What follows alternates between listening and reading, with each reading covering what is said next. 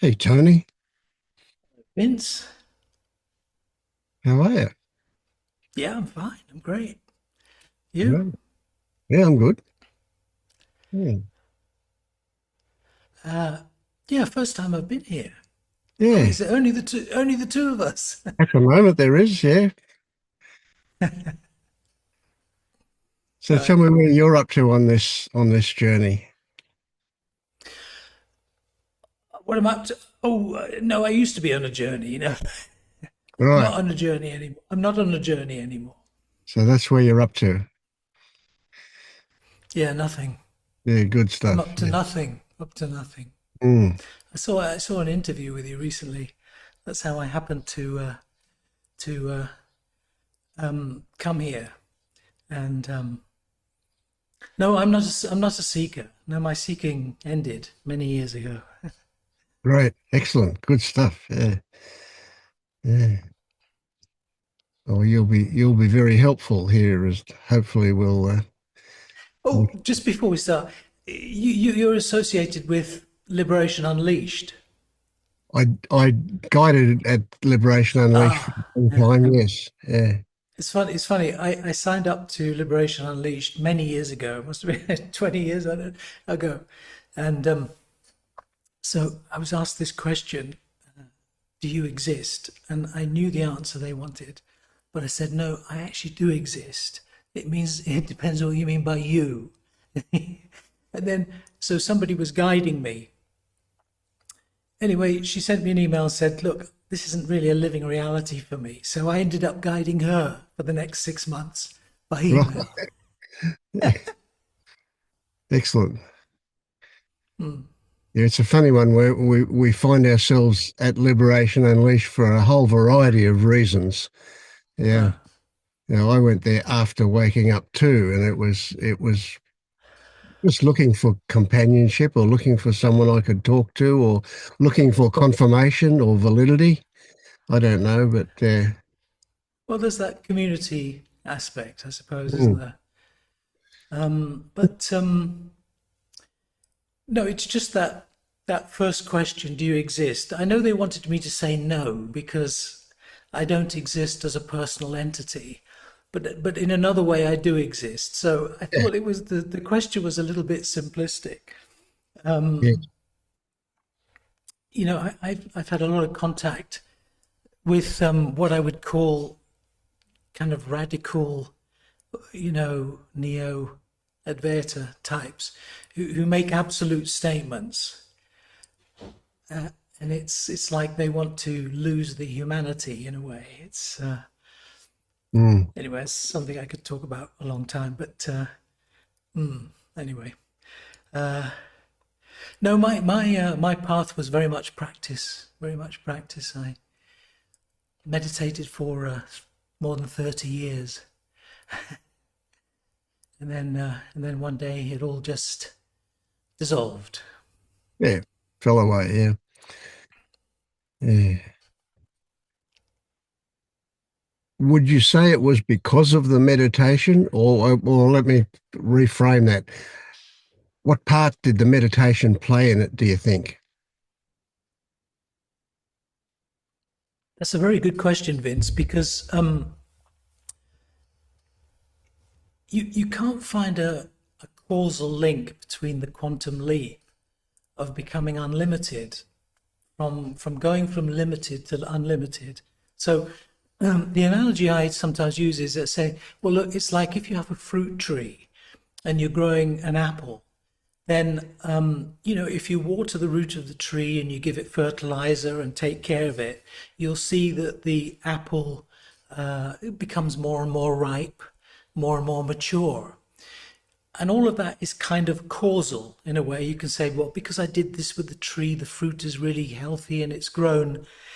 But when it gets to a certain point when the apple falls off the tree, that is not caused. The moment the apple falls off the tree, it becomes completely ripe. That is the full awakening or the realization. But you can't predict that and say it's a Mm, cause. You could say that there's a correlation between the apple falling off the tree and what you did to help ripen the fruit. That's the difficulty, isn't it? People often use the word grace, but that's just a way of saying it's unknown. Yeah? Yes, It's I just agree. yeah, yeah. Yeah. So um, of course, people mean all kinds of things by awakening. I mean, it's in my experience, it's because I also teach meditation as well. But awakening for I think most people that you find on the groups is a glimpse. It's a glimpse rather than Mm. a you know to be rather than being Yeah. like permanently established in being, if you like. But Yeah, anyway, that's a pretty big one to get to help people to get that an experience mm, is an experience. It doesn't mean, there is. So would you say, what, I mean, all right, let me put it another way. What I first of say all, can I is, just sorry? Can I yeah, say, is it okay to be here, not being a absolutely. seeker, not being a seeker? Yes, absolutely. Yeah. Look, Okay, okay, good. you'll be helpful to anybody. No, I have some days more people that I've already lost seeking turn up than seekers. But if one seeker turns up, but the others come, and it's good community, so there's good value in Oh, it. okay, that's good. That's very kind of open of you because Yeah. um, I very much like what you were saying in the interview that I heard, and usually you've either got this kind of open meeting where everyone is just talking about whatever they want, or you've got the teacher who's standing on the pedestal, you know, and they're Yeah. saying, "Well, come to me humbly with your questions." Yeah. Yeah, And I and get sometimes they choose to just have their own view, not the gallery view, because the camera's on them for an hour. So, but I very much like your openness. I very much like that. yeah. It's an interesting one, isn't it? So I frequently try to get across to people that there's no there's no such thing as awakening. Right? As a seeker, that's something to Right. strive for, but once you get there, you realize it's bullshit. It doesn't actually exist. What's your view about that? Well, yeah, you know, when this happened to me, my first thought was everything has changed, but nothing has changed. That was my Yes. first thought. This is 14 years ago, actually, Vince. Mm. And from that moment, there was just peace. It was just peace. And Yeah. I thought to myself, well, yes, if it's going to happen, it's going to happen when you least expect it, number one. Number two, when it happens, it's not going to be what you expected. And number three, when it happens, it's going to be something that's always been familiar. You've always known it. Yeah. That last one's the first two 100% agreement. The last one I'll have to think about a little bit. Yeah. It's Well, familiar. what I mean by number three, Vince, is that when it happens, it's not as if it's something new. It's Yes. just Okay. revealing what has already been, what has always Yes. been, Yes. and therefore it must be totally familiar. If it's not new, then it must be Yeah. familiar. Yeah. Yeah. And so what about the weird irony that when it happens, it's got that, what would you call it? That familiarity about it, that knowing about it. Yet Yes. while as a seeker, people imagine that Well, they know what it's about, they know what they're going to get, yet they recognize that they can't know what it is. But when they get there, they do know what it is. well, even though there is the glimpse of that unboundedness of what we are, there is still attachment and identification with objects. So there is still that identification as a limited I, as an ego, even though one is having glimpses of the infinite, Mm. of the unbounded. So until you get that complete dissolution, where the egoity dissolves completely into its source, which is then irreversible, then that identification will be there to some extent. But of course, it's very paradoxical because even when that dissolution happens, there is still a referential framework to the world that you interact with, that you Of engage course. with. Yeah. But I always say to people, well, non-attachment is not the same as non-engagement. You can be Yes. fully engaged with the world, but not be attached. Yeah. So what would you say about when identification turns up, but it's seen to be there? It's recognized when it turns up. What's your thoughts about that one? What is recognized? Well, What do you mean it's is recognized recognized? that there's a reference is made to an idea Yes, of a self or an identity, yes. right? But so it kind of happens habitually, but there's a kind of an intermediate stage where it happens, but it's seen to be happening, and that's part of the disillusion of it because it's seen to be happening. What's your thoughts about? Well, paradoxically, there is both doership and non-doership. So think, if I have a thought or I do an action, it happens quite spontaneously without doership. But if I report it afterwards, I say, I did this, I did Mm, that, as a reporting of it. But at the time, it's completely spontaneous. So, so it's a little bit paradoxical in that way. But but if that's realized, there's no conflict. There's no conflict mm, between the personal and the impersonal. There's no yeah, yeah. conflict. So I get that. So let's say somebody says or does whatever, and my response to that is a defensive response.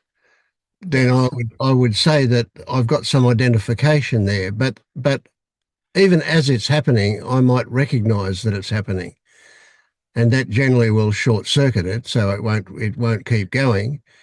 Ah, yes. Well, okay. So sometimes people say, well, look, is it possible to be angry or irritable or whatever? And I say, yes, yes, it is.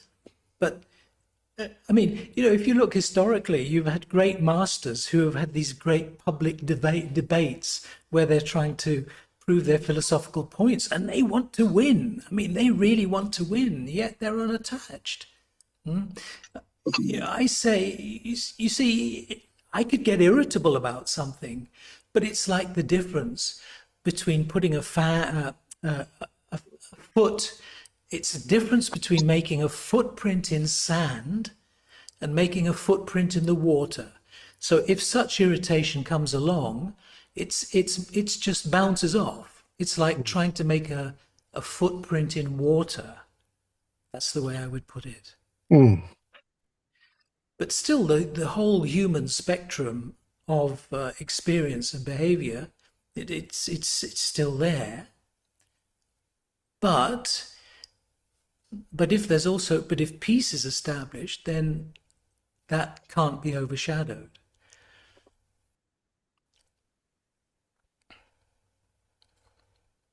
I mean, I don't know if that mm. answers your question.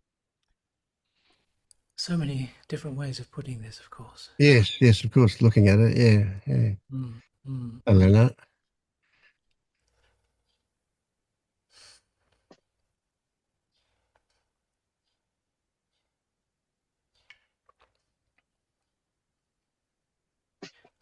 But can anyone ever get it? You see, before you get it, is it possible to say, I know what I'm looking to get?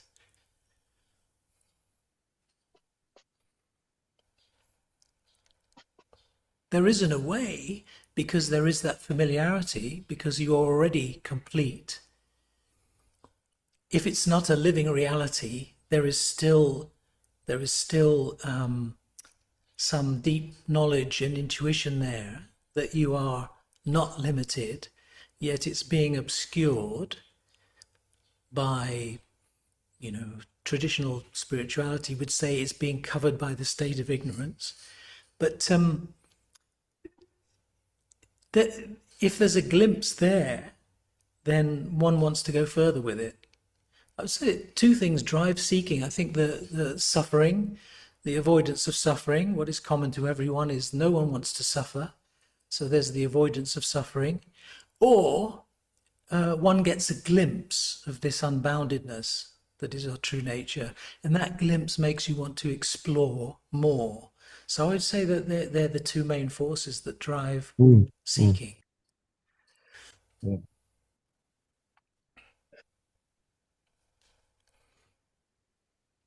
And sometimes both work together as well. Yes, yes.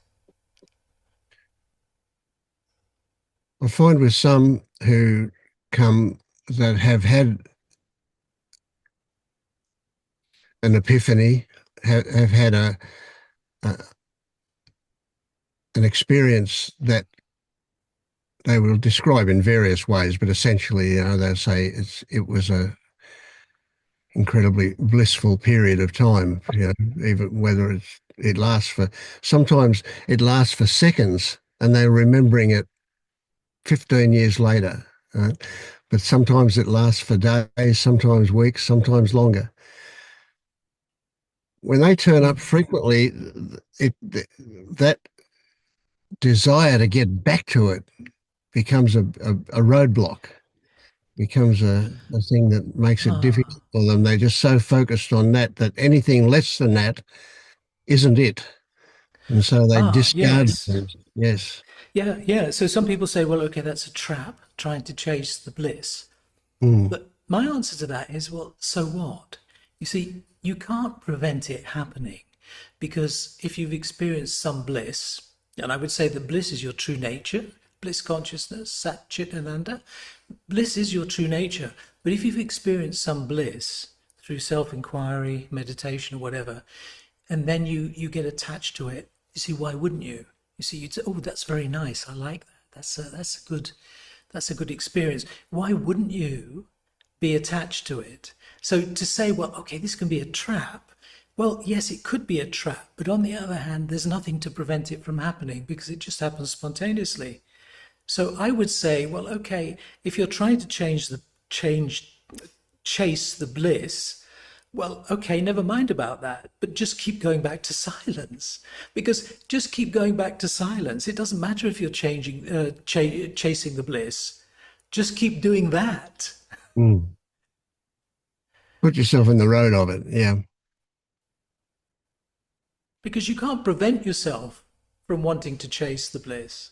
No, that's right. You can't control the mind. So what do you do instead? Well, you just keep going Yeah. back to silence. You keep going back to the source.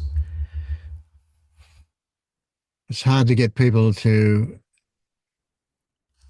accept what is, whatever that Yeah. is. If they don't like it, of course, it's even harder. Yes. Mm. And of course, we have to Thank be you. careful because acceptance can just be a mind state, a psychological state of acceptance. Oh, I have to try and accept this. That can cause more stress. Sure. That Yeah. Yeah. desire to try and accept, can cause Mm. rather than It's, just let it um, play out naturally. yeah.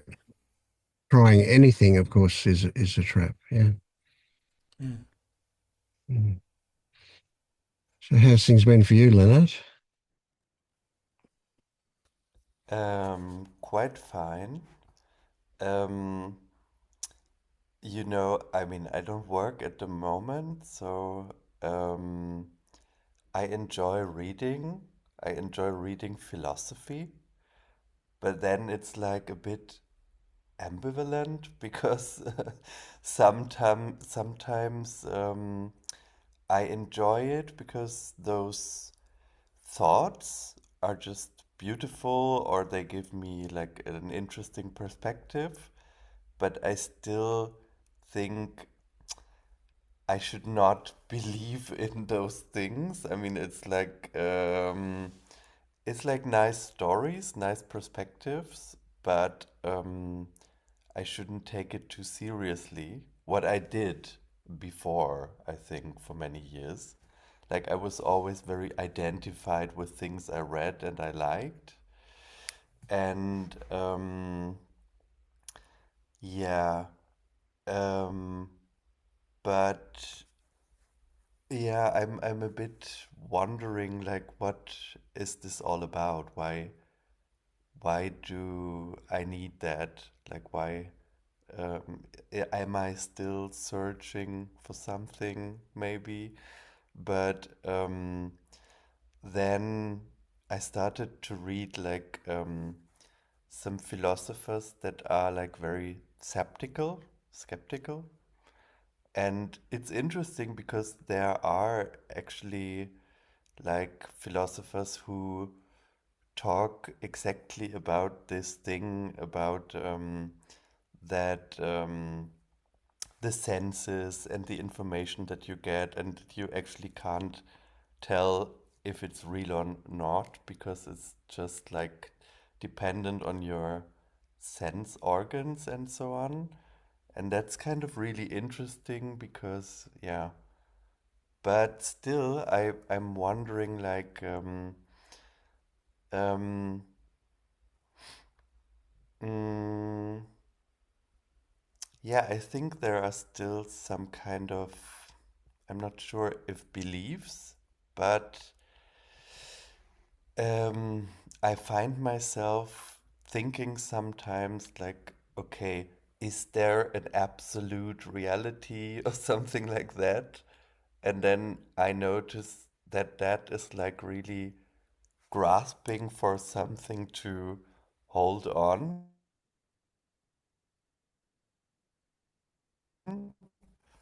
Yeah. And yeah, I really need to be clear about that. That actually, yeah, Yeah. actually, there is nothing to be known really. Or, I mean, any concept that you put as like the basis of everything is nothing but a story too. So do you think anything can be known? No, I don't think so. I mean, um, because like even I don't know, even when you use the word I am or existence, then what is this other than just a concept as well, you know? Hmm. So if you were dreaming that you existed, would it be any different to this? I don't think so. It's Hmm. just like So you some, can't know that this is not a dream either, can you? no, of course not.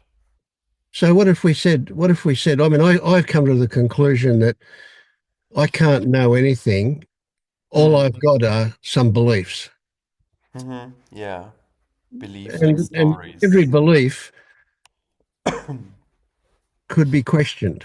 Every belief Mhm. is obviously just what I see from my own perspective.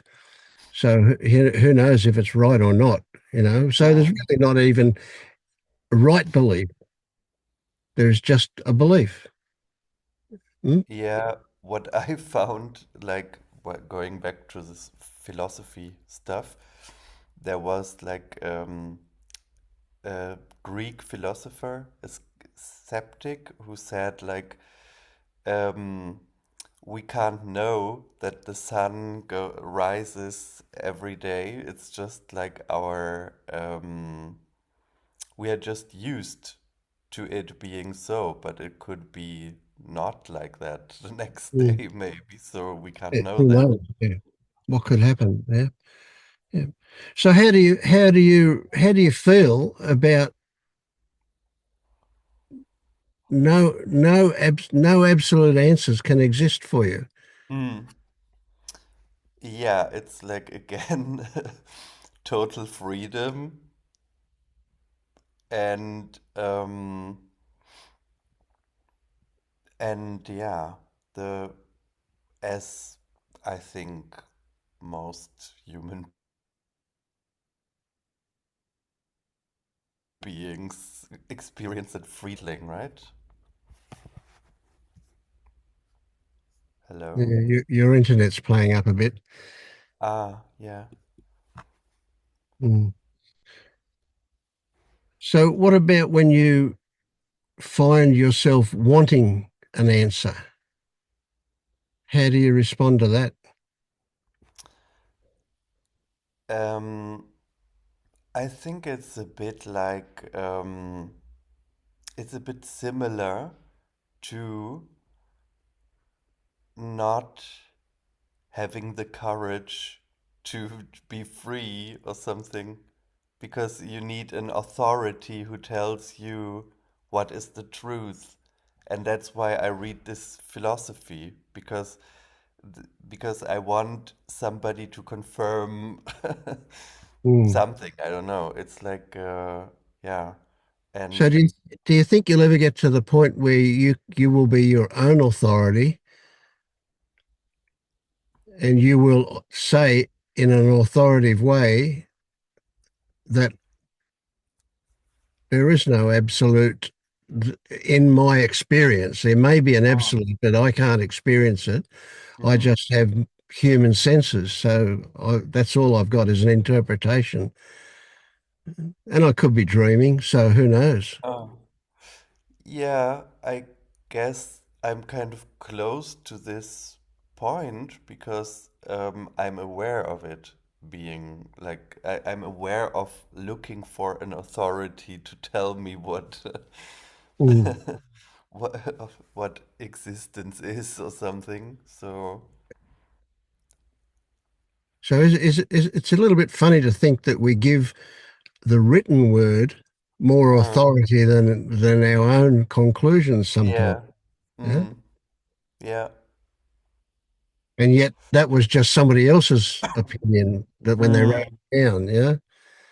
Yeah, or it also has to do with giving more authority to thought than to the own experience. Mm. But yeah, it's kind of, hmm.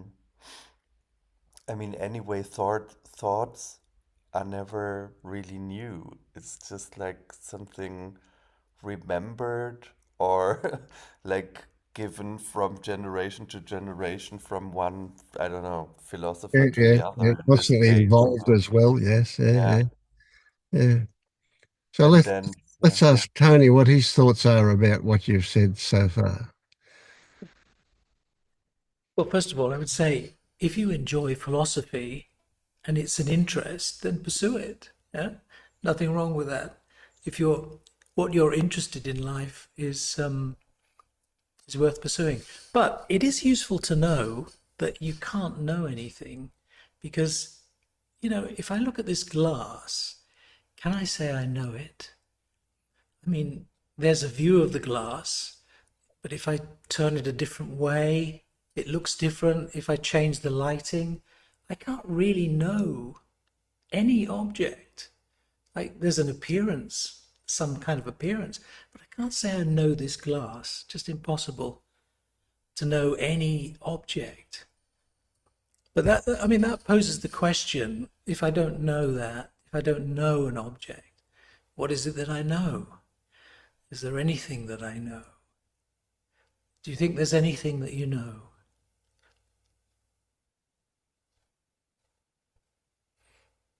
What do you know right now in this moment?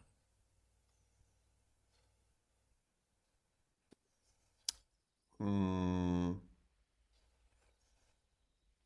yeah, I know I'm experience. I know there is an experience. Yes. And that experience will change to a different experience in a few moments. Yes, of course. So, if you are having different experiences, can you use those experiences to define what you are? If they are always changing and always No, appearing and certainly not. disappearing? No. No. So what is it that knows the experience?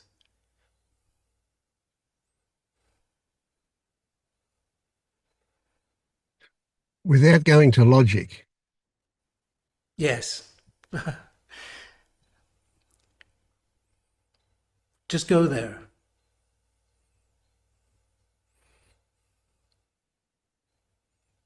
Yeah, the thing is that um, I To whom did can't, those thoughts arise?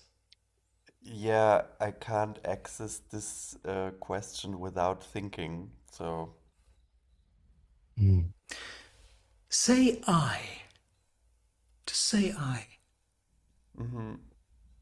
I.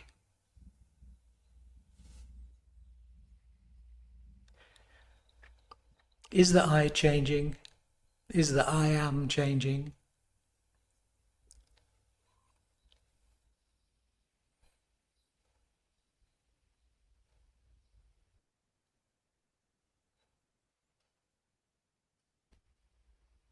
It's just a, Sorry, you broke up there. It's just a what?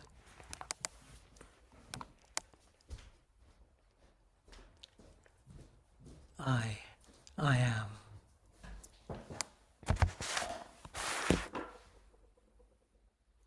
there seems to be a problem with my internet.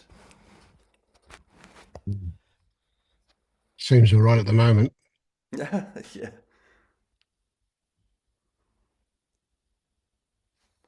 So what about this I am? Is that changing?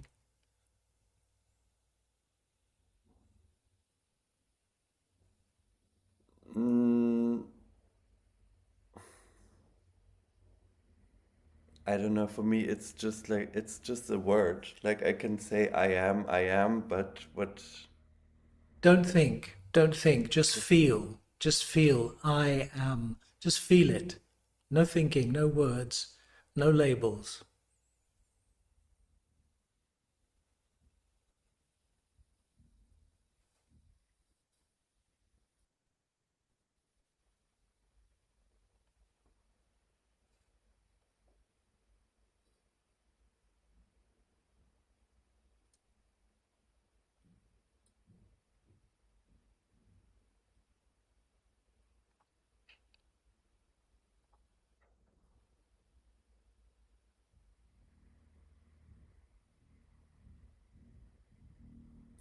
the problem is That's that always a now problem. the mind is playing me the yeah, the mind is playing the trick that it knows what I'm supposed to answer. So Okay, can we just try this? Can we just try this? So yeah. what I want you to do is just sit quietly, and it helps Hmm. if you close your eyes. And then what I want you to do is, at a moment of your choosing, at a moment of your choosing, I want you to think just one time mentally the thought, I. Okay? So just sit for 20 seconds Hmm. or so, or whatever, and introduce this one thought, I, and let it go. And then I'm going to ask you a question. Hmm.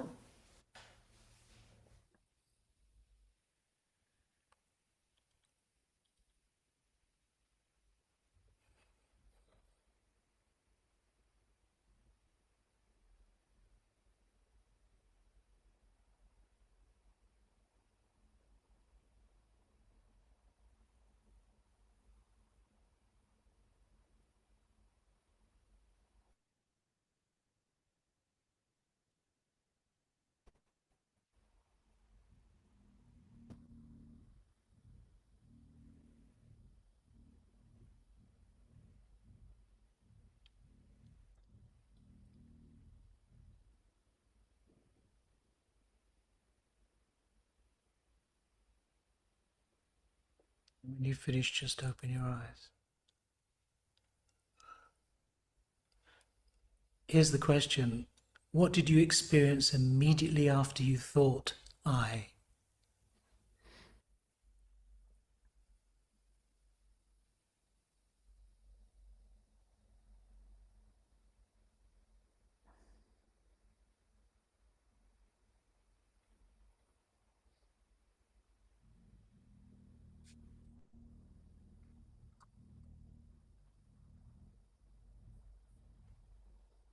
I try to put it in words. Hmm,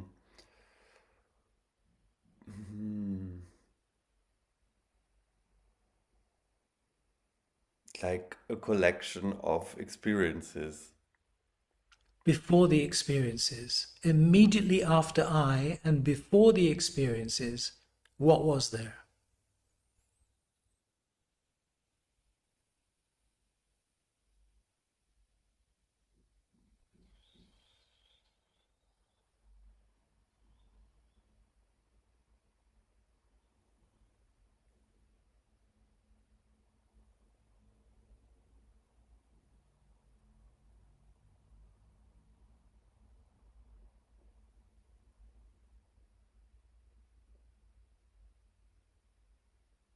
I would have to make something up. I can't tell you.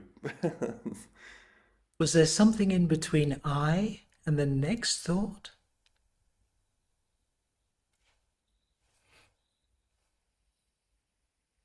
Yeah, like no thought, maybe. No thought. Okay, Mm. no thought. There was a gap, Yeah. a gap. Hmm. What is what is that gap? Is it nothing? No, I would still say it's like consciousness, but without thinking. Okay, then what I would But say to you that's is investigate that. mm, Investigate that gap.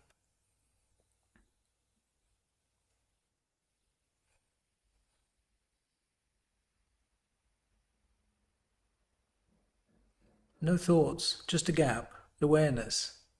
Yet you remain. Yes? You are here. In that gap, you are here. mhm.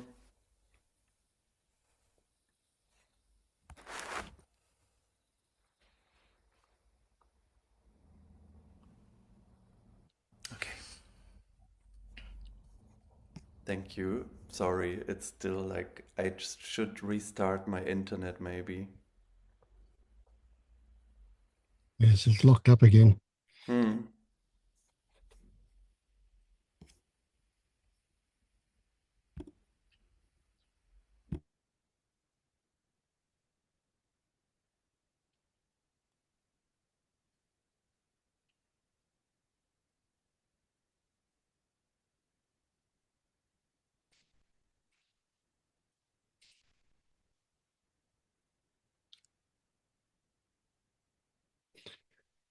So for me, what is interesting in what we just experienced with Lennart was that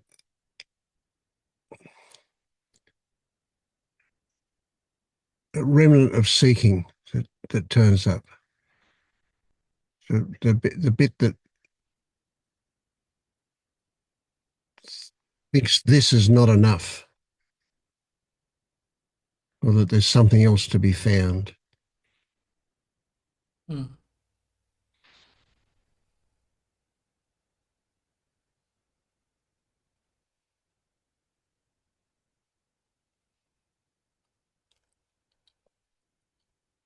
The mind is always looking for shiny objects.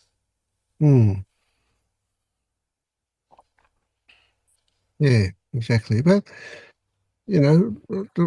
my interpretation, and it just is my own imagination, that Leonard has got a very good handle on all of this, and that essentially there's not much left, but there's still that sneaky bit of seeking that turns up uh, from time to time. Yeah.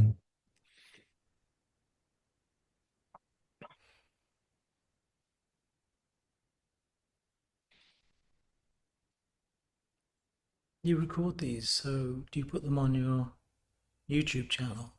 Two, yes, I do four a week, and the two evening ones will go on the YouTube channel, so people that watch them will get some value out of them. And Oh, okay. generally speaking, more people will watch them than turn up.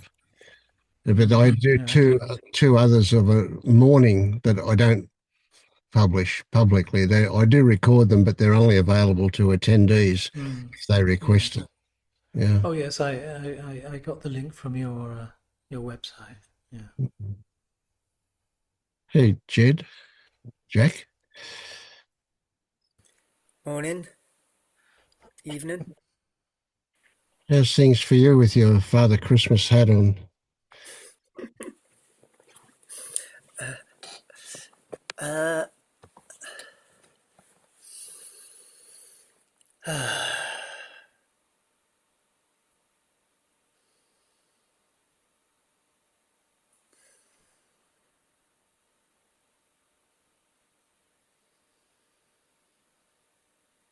yeah, well, as always with that question, there's so many Yes. things that pop up.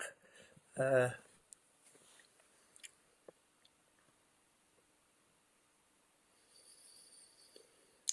I suppose what might be interesting is the sense of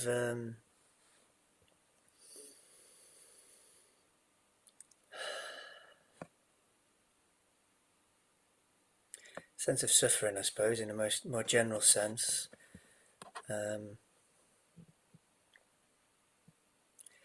kind of the fear that this isn't right, this isn't okay, you know, whatever this, something.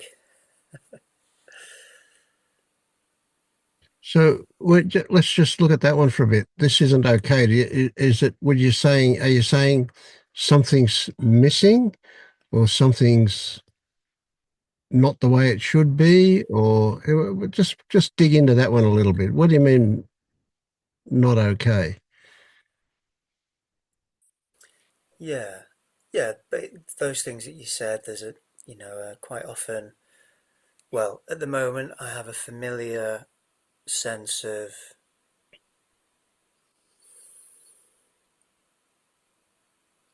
in a psychological frame, I would say some part of me feels like a scared little child that, is concerned about not being safe or how things are going to go or whether it's getting it right, whether he's getting it right, that kind of thing.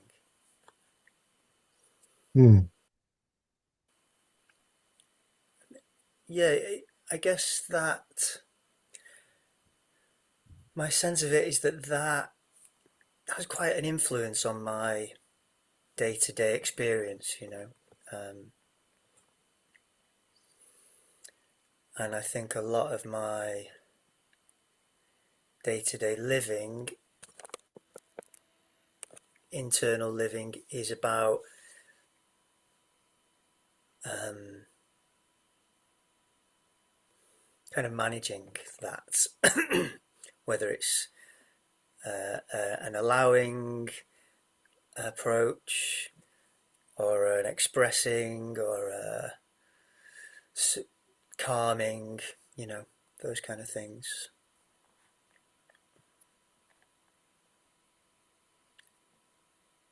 So would it be accurate for me to say, or my interpretation is that there's very much an unsureness, or to use a really shitty concept, a lack of trust that everything is okay. There's a Yeah, I kind of have, as a reminder, one of the ways I manage this is I remind myself that everything is okay, but I don't know that in my bone. It's not like yeah, my yeah, yeah. So you default kind of approach. see yourself saying it, even though you may not believe it. I mean, I believe it when I say it to myself, and I can see that it makes perfect sense to trust and that everything is okay. Everything is absolutely okay, despite having health problems and whatever other problems. Mm, mm. But it's like this part of me is not changed by that.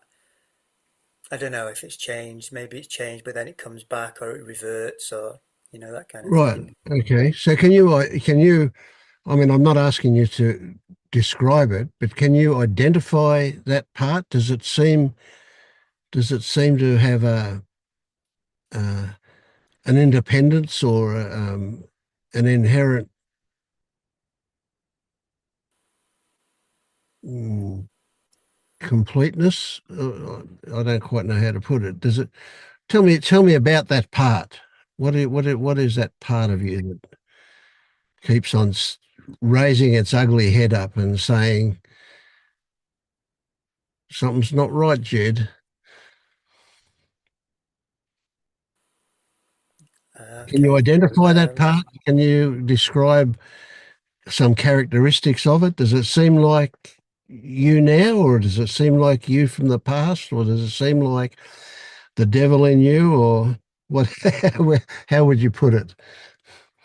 yeah, well, as I say, it seems like a child part, you know. I mean, Right. I have a, a bit of a way of understanding my psyche that, has that Yeah, yeah, yeah. parts or, So if I said, maybe which, does it seem to be a remnant of something from the past? You could yeah. identify with that pretty clearly, eh? Yeah. I mean, yes, I think so. I mean, it that's the way I relate to it generally. Right. And is that more than just a way of making sense of it? Does it actually feel like it's some remnant from the past that's persisting? I mean, I when we were just talking then, I get like a bit of a image A glimpse and a of it? feeling of a kind of facial expression and a kind of emotional energy, and it feels like it kind of exists within the field of what I am, but it's not like a big, Mm, it feels like a small area within, or like a phenomena within yeah, the grander sense of what I am. yeah, yeah, yeah. But it persists. It has tenacity or something. Yeah, it's very pervasive. Yeah, I mean, when things are okay, on a kind of material level, or my life's going well, we could say it gen. I mean, having said that, my life's going very well at the minute, but I suppose there are a couple of things that are not right, like health problems mainly, and I think things like that kind of precipitate its manifestation. I could say. Right, right. Yeah. So it's there in the background, and then when something like some excuse, some reason for it, it kind of gets a bit Yeah. stronger and pokes its head up, eh? Well, I don't know if it's in the background. Um, I guess there are different levels of in which it exists, but there seems to be a level in which it doesn't exist. It's not there at all. That it happens too, but Okay. like Yeah. Yeah. always. So instead of it living in the background and being there and then just coming to the foreground from time to time, it's more accurate to say that it doesn't exist, but then it appears. It comes into I think existence so. under certain circumstances. Yeah. I think that's how I experience it. Yeah. Yeah. Yeah. Well, I like that. That's much better than having something always there waiting, kind of thing, Yeah. for sure. Yeah. Yeah. So would you see it as something unresolved that needs a resolution, or how would you see it? What do you think?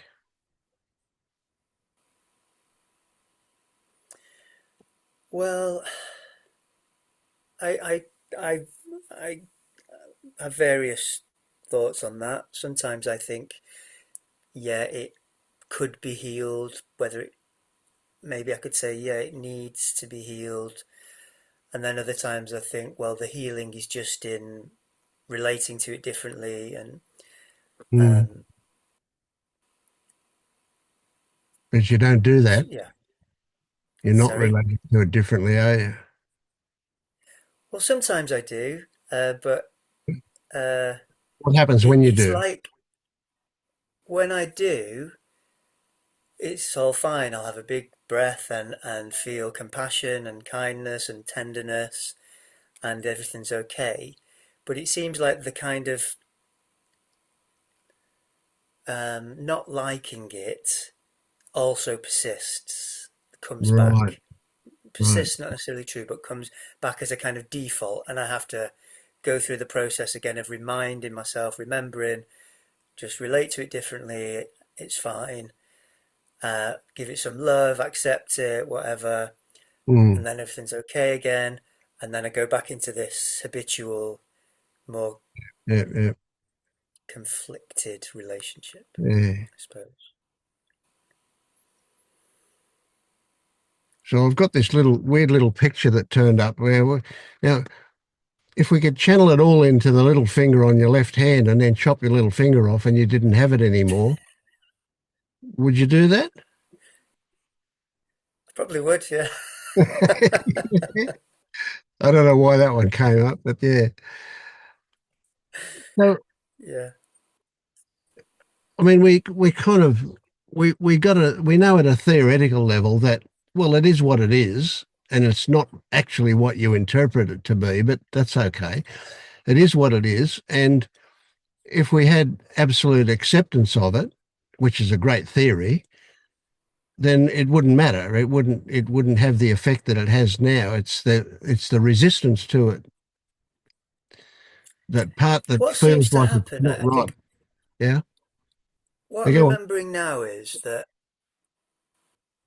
yeah, maybe you're right, the resistance. What, uh, kind of specifically, what happens is I can, when I'm being present and I'm not busy with other stuff, say I'm meditating, doing yoga, listening to you,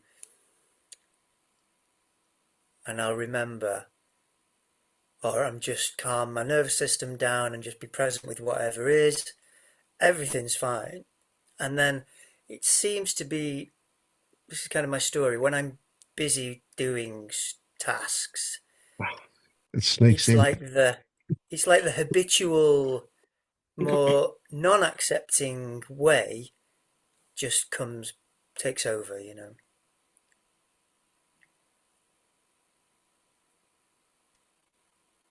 Which leads us to the idea that if we can be always conscious and always a certain way, then it won't happen. But we can't be, can we? Because we do get busy and things happen and it turns up. Yeah. Yeah, so yeah, Was just maybe going to that. ask Jed, Yeah. when does what you describe, when is it not there and why? Yeah, so it's not there when I am relaxed, say when I've done a bit of deliberately just bringing my attention to what is with an attitude of equanimity or acceptance or curiosity, then it will settle. Or when things are going well in the physical plane, then it doesn't seem to be there. So the suggestion seems to be that you need to keep going back to that, what you call what is. I mean, Yeah, it seems I to me mean, there's and a I do. definite And it's just correlation all there, the isn't there? well, absolutely, yeah. It's just the 12 hours in between that are the problem. But, I mean, if I was, yeah, it does feel like a problem. I suppose it feels like that's where my suffering is when I'm in between the meditations. So tell me about your suffering. I want to hear what is it that you describe as suffering? What's your experience?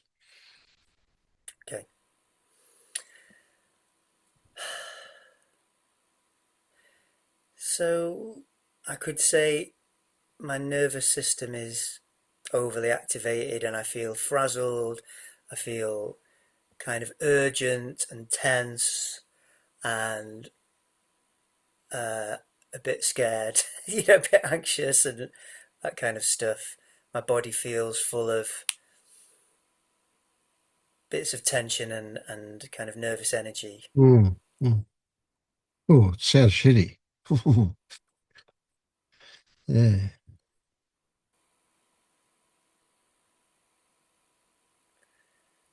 And you see a direct correlation to all that experiencing and this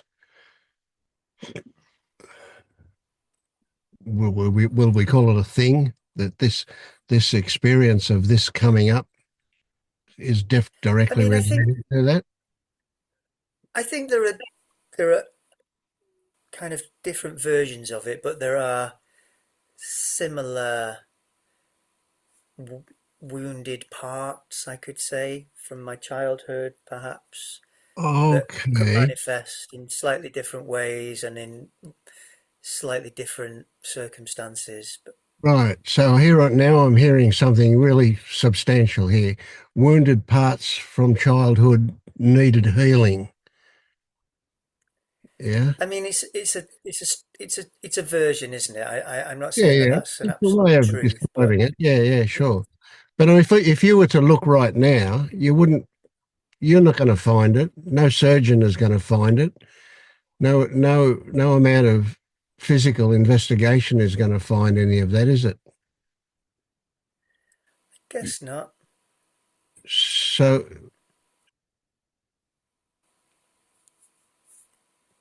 it's kind of a weird existence that we give it, isn't it? It's not it's not there, but it is there. It's not Well, it's physical, there at times. physical It's there when responses it's to there. it. Oh, okay, but just because something's not detectable by a surgeon, I mean, it's a pattern of mind, I suppose, a pattern of mind Right. body that. Yeah. Yeah. That's pretty big though, isn't it? Do you think? It's a pattern of mind that you feel helpless to do something about. Well, I can do something about if I deliberately do something. But as I say, it's when I'm doing other stuff and I'm not focused on deliberately doing something with that, Right. So that what it if we just said kind of. what if we said this,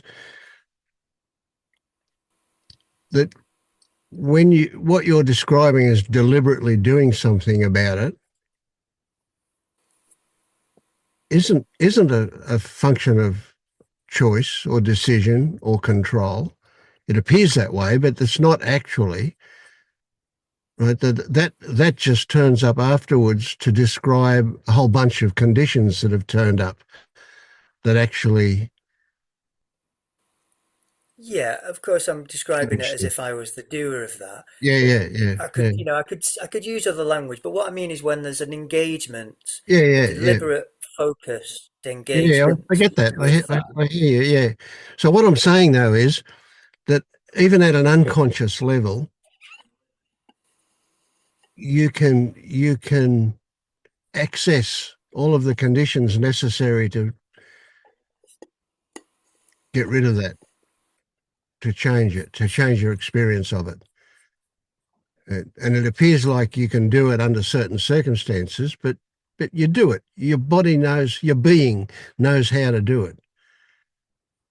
Yet it seems like there are times when it chooses not to do it. Seems like, right? I guess so, yeah. Yeah. So I want you to tell me the first thing that comes to mind. What's your benefit in hanging on to that?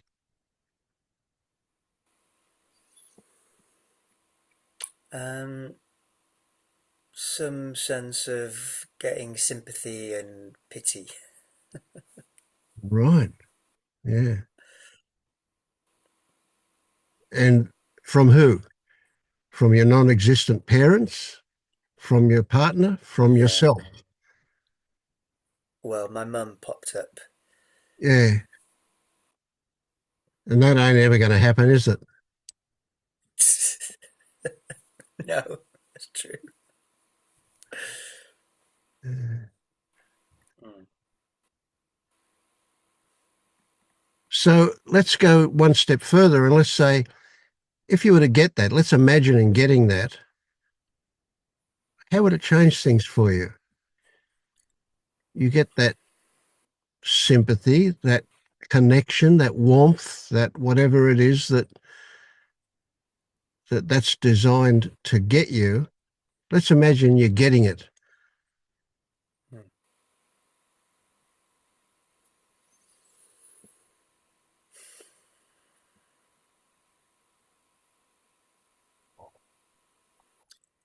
Yeah, I mean, it seems kind of circular. It's then I would be soothed and Mm-hmm. uh, kind of bathed in love, feel loved. Yeah, and you're describing what you can feel now, eh? Well, um, get a kind of glimpse of what I.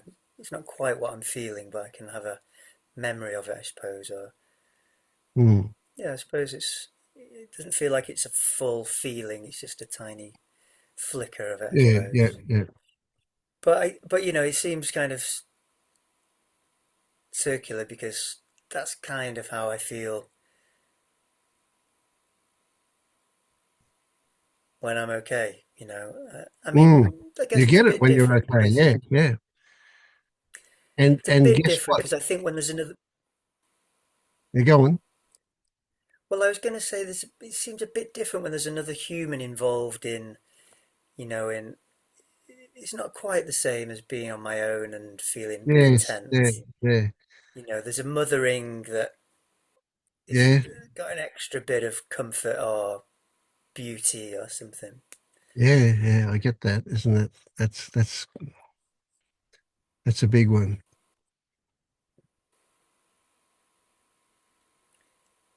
Vince, sorry, I just want to say, Yes, I've yeah, got to go. jump in. Something's come up. I'll see you in the next one. All right, good one. Yeah, Thanks, Tom. something's come up. I've got to go. Okay, all right. Yeah. Cheers. Uh, All Bye, right, Tony. thanks. Bye bye. so partly what But I'm still, yeah, going, but well, I was still, just going to say, even though there's something, you know, particularly sweet about what I'm trying to get, I never get it by just, you know, it, it never happens in this from the way mm, I'm trying to make it happen in, you know, the way that this phenomena is trying to make it happen. So it's definitely not worth hanging on to in the hope that yeah, yeah. I'm going to get that from my mum in this way.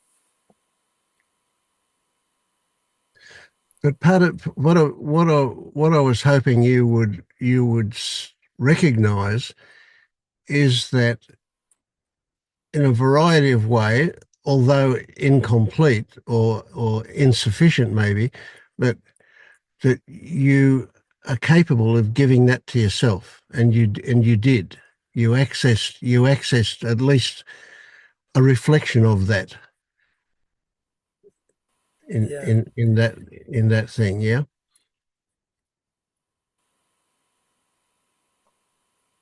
What you what you were describing there took me back to childhood and my mother cutting my hair. And I'm sitting in a chair and she's cutting my hair and I'm feeling her body warmth. She's pressing against me and she's cutting my hair. That was a exceptionally wonderful feeling. I remember that feeling of closeness, that feeling of warmth. There was definitely warmth involved. Yeah. And the weird thing is that as I remember it, I can feel it again. So it never was dependent on her. It happened. That was part of the conditions involved, but mm, I can feel it. yeah, Strange, impossible to describe kind of feeling of. closeness is a weird word that comes up. Closeness, weird because it doesn't make any sense. But nevertheless, I can feel that closeness now. And she's been Mm, dead for many years, and there it mm. is. There's that closeness. Yeah, I mean, I've been doing some work recently on the inner feminine in a kind of Jungian way, and been feeling such a beautiful,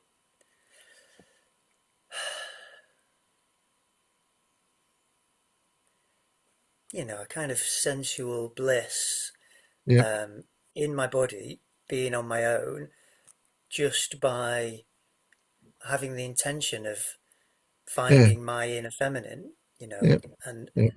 and Accessing being that very softness. present. And Yeah, sorry, accessing softness and warmth. yeah, that kind of thing, yeah. And I mean that it's as good as it gets, I would say. A real, very Mm. beautiful thing. So I know it's possible, but again, I think I can't, I haven't yet found, and maybe it's not possible, I don't know, but it's just so different when I'm, in the Yep. midst of tasks. I get It's that. I so get that. hard. Yeah. This is what I'm kind of putting my attention on currently, like, because Mm. it's just so different, and is there a way of not being so tense and stressy? Oh, there definitely is. Yeah. Yeah.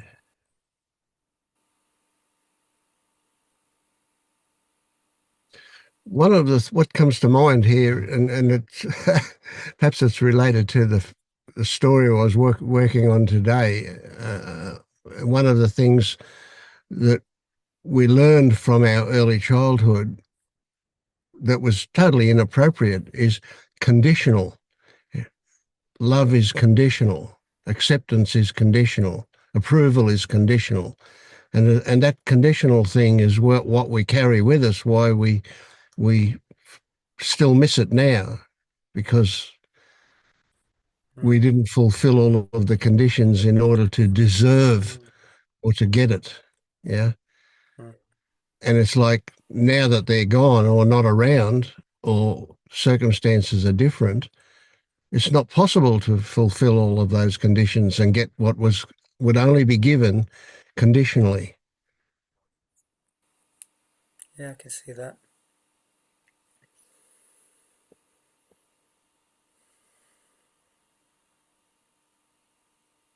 So even the glimpse that you had of it there now shows you that your body knows the way. Mm, You can find your way back to that without those other circumstances that you thought were necessary for that to happen, even if you were never conscious of that. But it's accessible now. mm.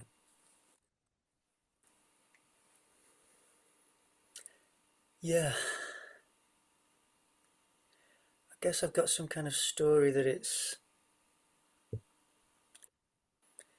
a right brain thing or something, and when I'm in this task focused left brain mode, as a just a frame of Yeah, yeah, describing it. get that, and that makes sense too because that's also where you're most judgmental.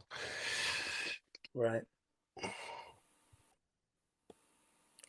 Yeah. When you're in that, when you're busy in a task-oriented thing, you even where though you may not be realizing it, you're also in your most judgmental place. Right. That's interesting. Yeah.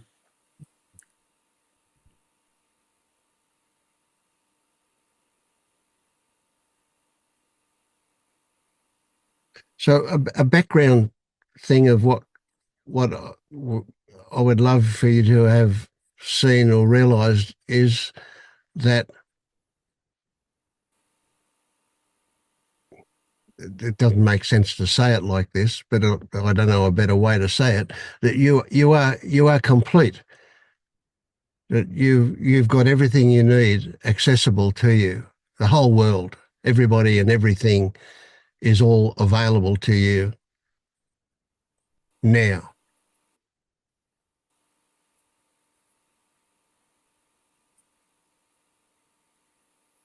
In a weird way, it's because it was never came from out there. It was always internally generated anyway. So Mm. no matter what your mother gave you, it was your interpretation of that that gave you the response you had, Mm. or what she withheld. And I have a story of, you know, this this science these days that says that, actually I can contradict that, but I guess it's a belief that's in there somewhere that for our nervous system to go fully into, you know, the healing state, parasympathetic, we need to be safe, so there's no threats, and connected. And that's what they say these days, isn't it? My girlfriend's a scientist. She's into this. Safe and social are the Yeah. conditions that we need. So would we be more accurate if we put that in terms of our personal experience to say that you need to feel safe, not be safe? You don't know, whether you're safe or not. You don't know what's outside the house, but you need to feel safe and you need to feel connected. And that's got Yeah. nothing to do with actually being safe or actually being connected. It's Mm. feeling those things, believing those things. That's where the response comes from. Would that be more accurate, do you think? Yeah, I like that. Yeah. I mean, the kind of externals, if they contradict that in an obvious way, it makes it more difficult, doesn't it? But I guess what you're saying is that you can feel connected without there being anybody else around. You can, Mm, yeah. I mean, obviously, external circumstances are conditions that are involved in that feeling, right. but it's the feeling that actually gives us the response that we have. Hmm. Yeah, I see what you're saying. That's a good point.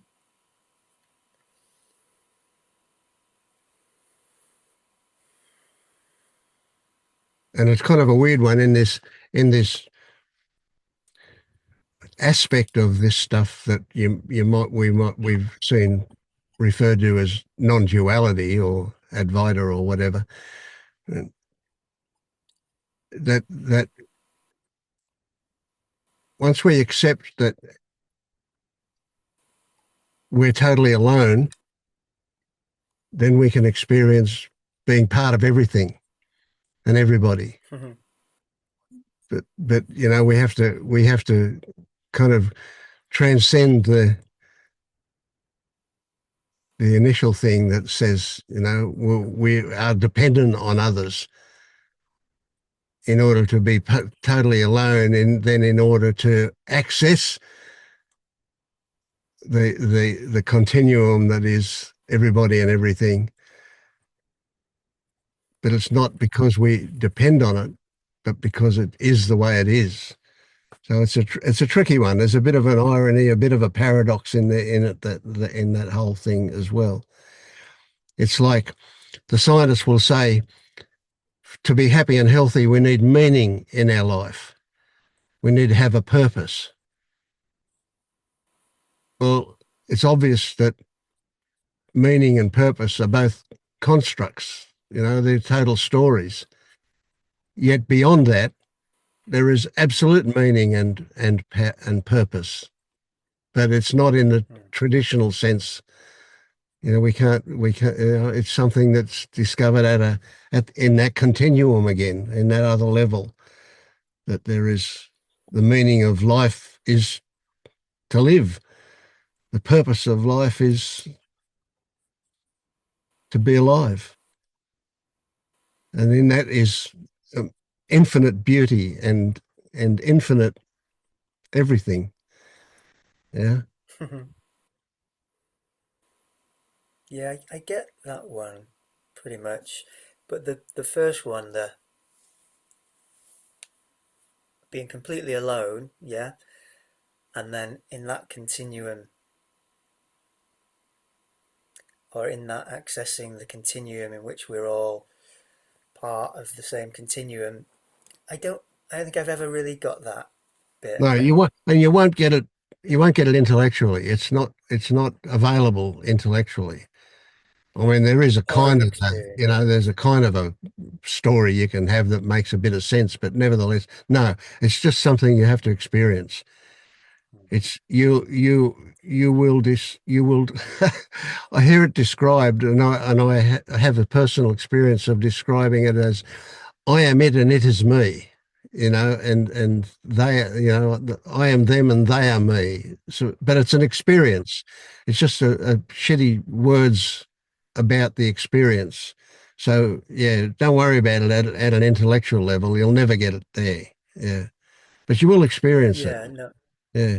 no, I get what you're saying. Yeah, but I mean, I've experienced the meaningfulness of, but I've not Yeah. Well, there experienced you go. That's it. the oneness. That, that's it. That's a touch of it. Hmm. You can't really put it into words, can you?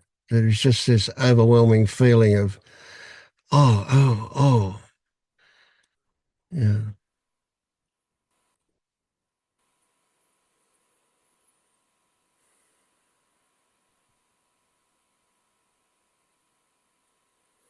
Mm.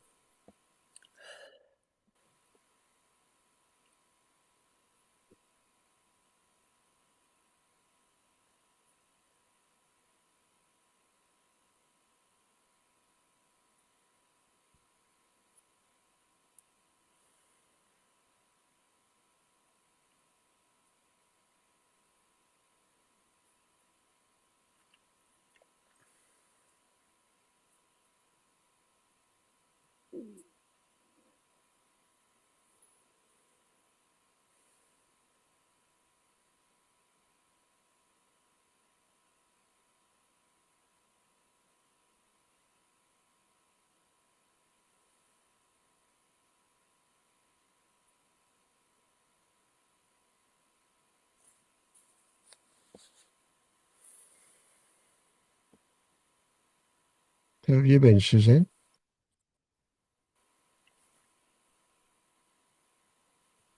Hello. I just wrote some of the sentences you said, and I was thinking about. Um, yeah, in one of the last times I attended the meetings, I just told you that I felt felt this feeling from being totally alone, but not in a positive way. It was more in a Yeah. in a suffering way. So I was thinking about this. I think you have to be at the point where you are to feel this and to be in this. I have a kind of understanding what you mean, but, and I know I'm totally alone. I know that. But there's something in me that finds it quite hard. Hmm. Yeah, I get that. Actually, I remember after the last meeting that you were at, I wanted to email you and I couldn't find your email address. So perhaps you could put in the. I just emailed you. I emailed you after the first meeting. Oh, okay. I I must. don't. I wasn't sure because I just answered one of the emails with I don't know, a story or a video. I only answered this, and I thought maybe you didn't got that. Yeah. Yeah, because I wrote a lot to you. Well, well, I don't think I did get it, or at least I wonder. I'll go looking again. Perhaps could you put your email address in the chat for me so I can find it? Yes, I have used the chat by now, but Yeah, yeah, I do it later. yeah, okay. Just yeah, because I don't remember, and I think I wanted to send you a story that I was making about that, that I thought was relevant for you. Yeah, Yeah, the last one you sent it about love was also very touching for me, because I always had, I don't know how to say it in English. I felt love must be a very a feeling which is very recognized, and I always felt I don't feel love, and I felt bad about it, especially um, when my kids grown up, when they were little. Of course, I had this feeling of love and of, yeah, of caring and everything, but this was really uh, when I thought about my partner, uh, I always felt I don't feel love. I don't love him. Yeah, I don't. I don't love anybody because I couldn't feel that. And yeah, I saw that there is another way to access love, but I still struggle with this. yeah. Well, especially when they're new, that it takes a bit. Yeah, yeah. And I also discovered another way of looking at that when I was doing that story about love. There was quite a. I mean, my experience of love is always as an overwhelming feeling, that I just call it love. I don't, it's impossible to describe what it is, but I also recognize now that there are many manifestations of love, and yeah, it's interesting and a good one, yeah. And so in a way that's not, it's not separate from that loneliness. That loneliness is like an absence of love for yourself in a way. Yeah, yeah. I read that, heard that a lot of times. It starts with yourself, and I googled so much how to love myself. It's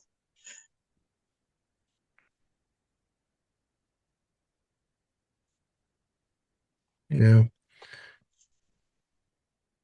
One thing I would suggest that you do, and do you get the Substack? Are you subscribed to my Substack? I didn't subscribe, but every time when I'm going from the email to a video or to the listening, I'm coming to your Substack. Yeah, great. All right. So if you come to it, you can subscribe for free. You don't have to pay. But if you, um, But is it a difference when I subscribe? Like I can't see the difference. yeah, I don't know. I don't know quite know how it's happening for you. Um, Yeah, it doesn't matter. yeah, yeah. All right. I forgot what I was going to say to you about that. Uh, Sorry. there was some reason for doing that. Anyway, it'll come back to me. Yeah. Um,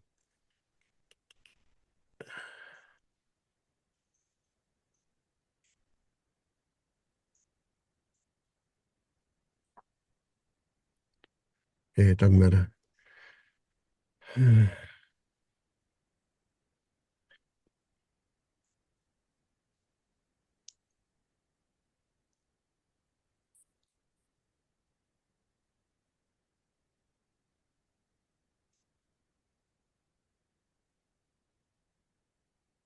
And at least the other thing you said, the purpose of life is being alive. I also read that because this was the main question since I'm 15 or something, that I was searching for the purpose of life. And it's yeah, it's also hard to accept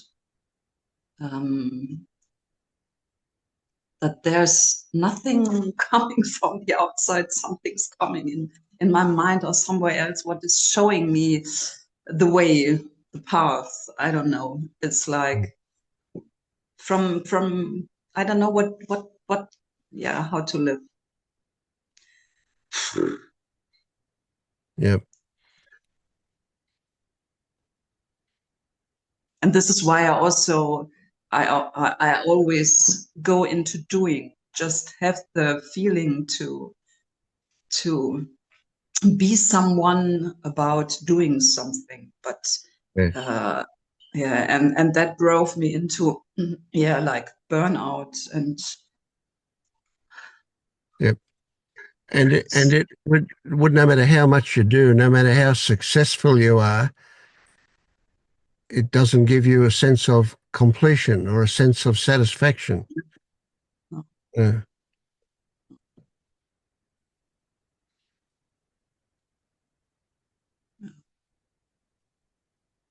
Mm.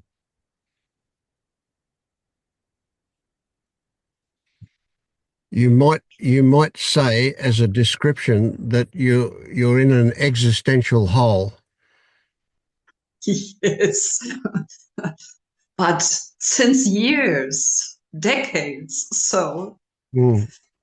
where's the way out of this existential hole? I'm really tired of that. Sure. Yeah.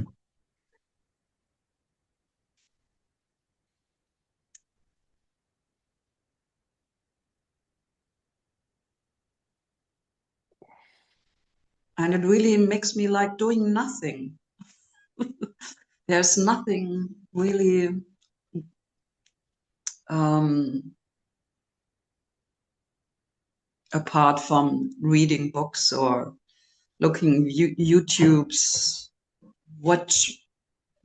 Yeah, sometimes I'm here in my apartment, and I feel like I have so much time. I should do this and that, and Yeah. um, there's no energy. There's no focused energy for something.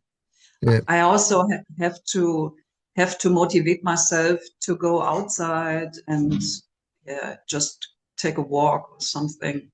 Yeah. And of course, um, yeah, it's sometimes or what? Yeah, it's a kind of depression. It's a kind of depression, but um, I don't feel like it's a depression. I feel like there must be there must be a way out of this. Yeah. Well, that's good. Except that the way out of it is to turn around and go into it. Just metaphorically, we're talking about it, that you're spent your whole life trying to claw your way out of it, and it hasn't worked because there is no out of it. Well, there is, but it's to stop trying to get out of it and to go into it. But don't, let's not focus on that at the moment. Let's just say at this stage, your whole experience tells you that no matter how much you struggle, you haven't succeeded in getting out of it.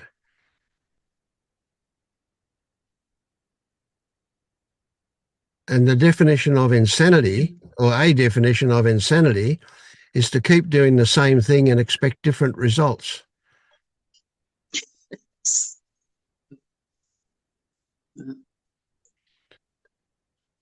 So what we just need to consider different ways, doing different things.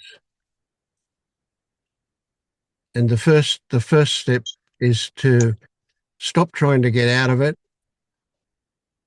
Stop imagining that you know what it is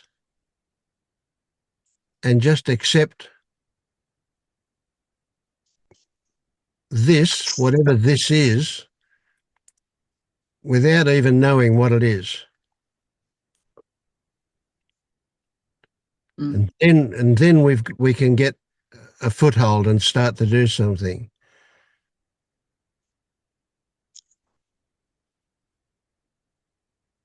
I mean, it Yeah, can't, there's it, there's a lot of grasping something. That, yes, of course, of course. yeah, And yeah, that's what your everything, every part of you screams to claw at, to grasp at, to pull, to try and get out of it. Every part of you wants to get out of it.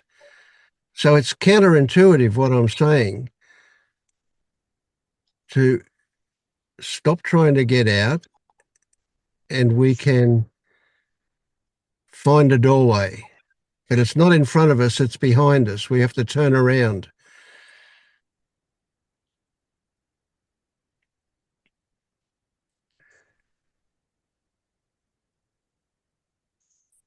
It's not because I am me, but circumstances and experience tells me that there is a way out. I know there's a way out. And I know that you don't know that. But part of you does. A part of you knows, or you wouldn't be here. yeah. There's no other way. Everything else is like, yeah. I know everything else is not Mm, satisfying. yeah. So this is the only way, Mm, and I'm clear about that. Totally.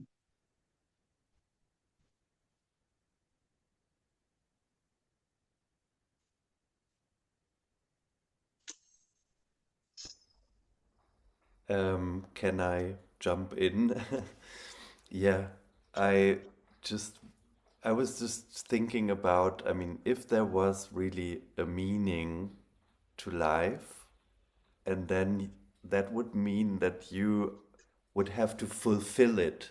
And if you don't, you are your life is a failure or something. So actually, I think it's good that there isn't a meaning, because that gives freedom. I mean, the other thing is that, I mean, yeah, for example, when people are in a depression and then they are supposed to establish a meaning for their lives, I think this is also dangerous, because when you lose that which is the purpose of your life, then what? I mean, then people commit suicide or something. So, but I do think that it's interesting to investigate what are the things that you just enjoy doing. I mean, for example, um, sometimes it can be things that you loved doing when you were a child or a teenager, and maybe you don't allow yourself to do this kind of stuff anymore. I mean, for me, it was like this, and it's not like I'm looking for purpose or the meaning of life in those things, but I enjoy doing them, and it can be like a flow that takes me out of this, um, yeah, yeah. searching for a meaning. And then I think, yeah, I mean, I am or was in a similar situation than you, maybe with the burnout. But like this burnout led me to this point where I thought like, oh no, it's no way. I don't really care. I mean, even I don't care, but I won't go on like this. Um, and it, yeah, I developed this kind of uh, I don't care mentality. So that allowed me to think like, I really don't care. I'm not going on like this. I would just do what I like now.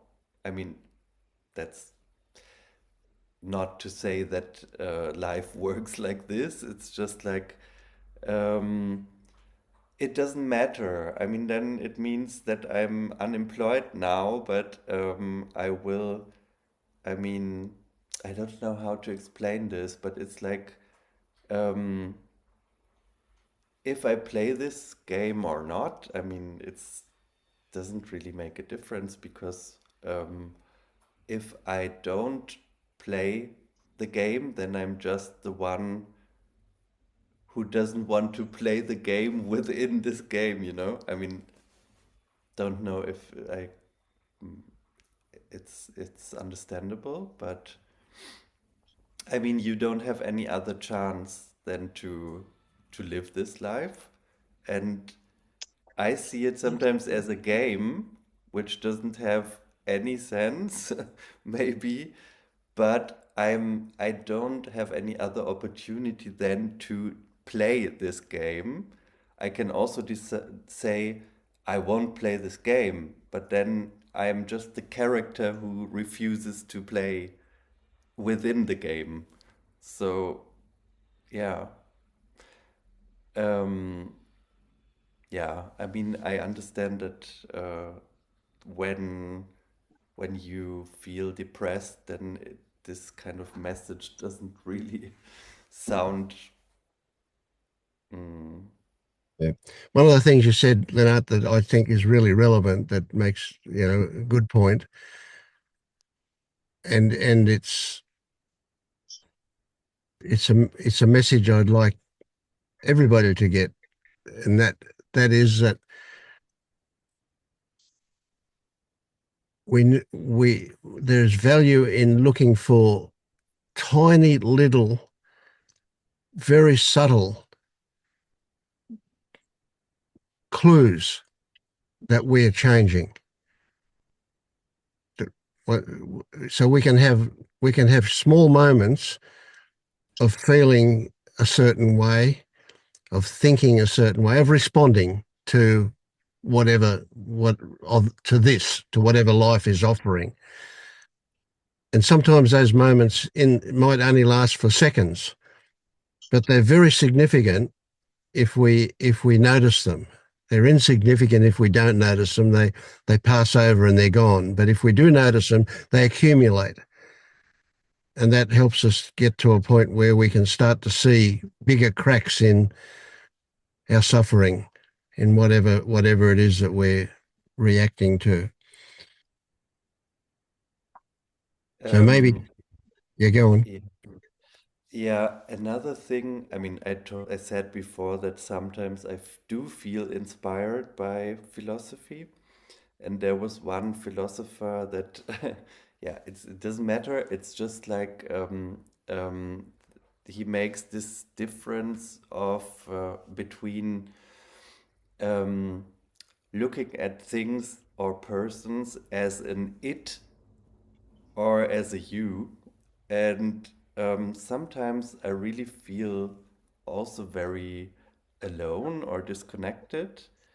And then I tried this method just to think of things as a you. And then I walk through the city and I think, like towards the city, oh, you are so beautiful.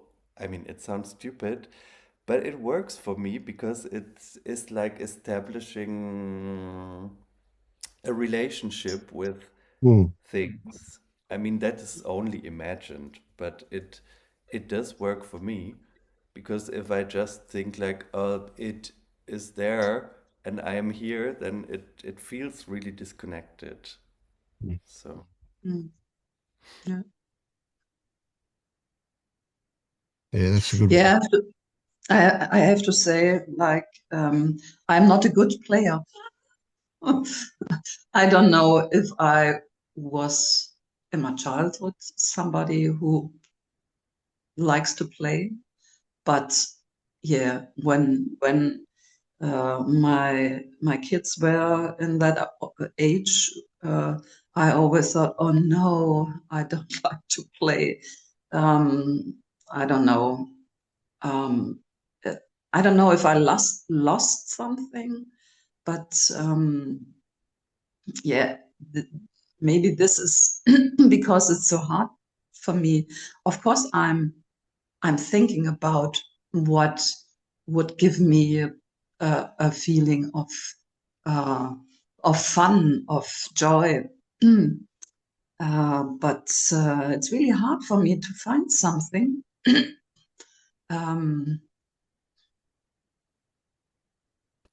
I and don't know if I remember it correctly, but I think you told once that when you were a child, you had to be like an adult, like very early. Like, yeah, yeah, yeah, kind of. There was, uh, yeah,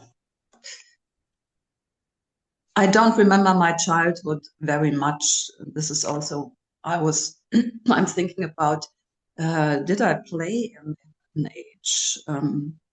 I only remember I always wanted to have a horse. I have a horse, but my parents always told me, yeah, if we win the lottery, then you get your horse. But of course, uh, nothing happens. And at least, yeah, I really don't remember that I was much into playing games. Yeah. Also, not computer games, which I also don't understand, like playing computer games. Um,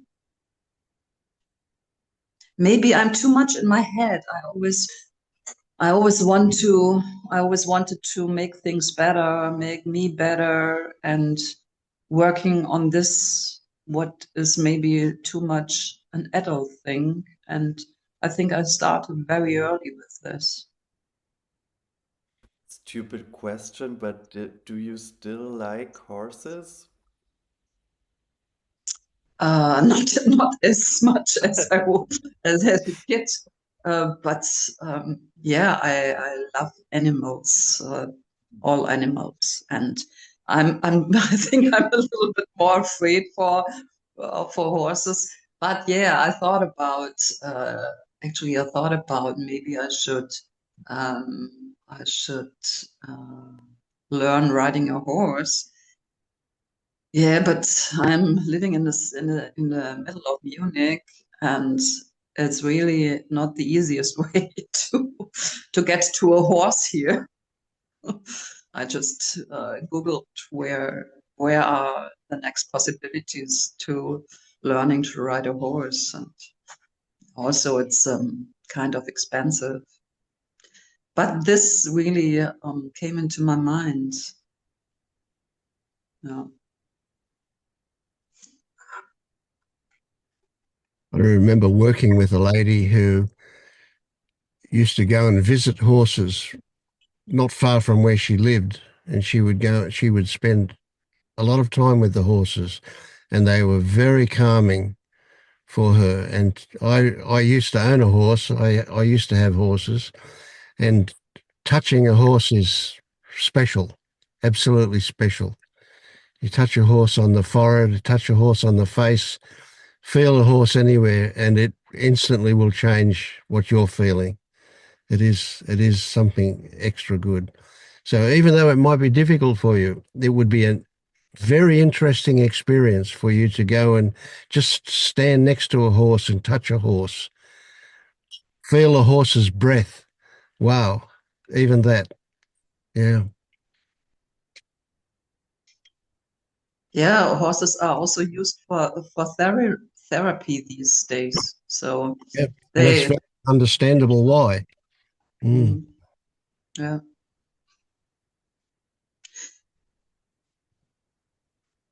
yeah, we'll have a look. Mm. And when you do, if you allow your focus to go down inside you and capture what you feel, anchor it, Mhm. what you feel, so that even when you're not near a horse, you can bring it back to memory. When you go home, you can remember what it felt like to be there.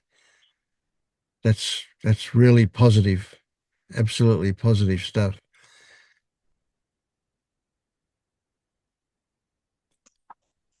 Yeah,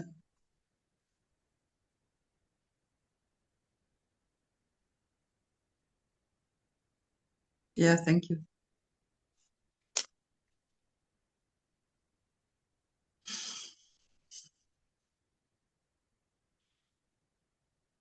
It's a bit hard to communicate a feeling I have of patience. It feel a feeling I have of no hurry, of there's a sense of inevitability in that feeling, that I get that other people, that you might want this now. You might want this absolutely as soon as you can get it. But I have this feeling that you will, but be patient. You don't need to rush it. It's easier said than done. Of course, of course, of course. And that's why Also, it's also, I feel the pressure of aging. oh, you're young yet. Yeah, but you know, you just found the path, and I'm still struggling. This is the difference. Yeah. But from where I stand, you will. I have no doubt in my mind you will. That gives me hope.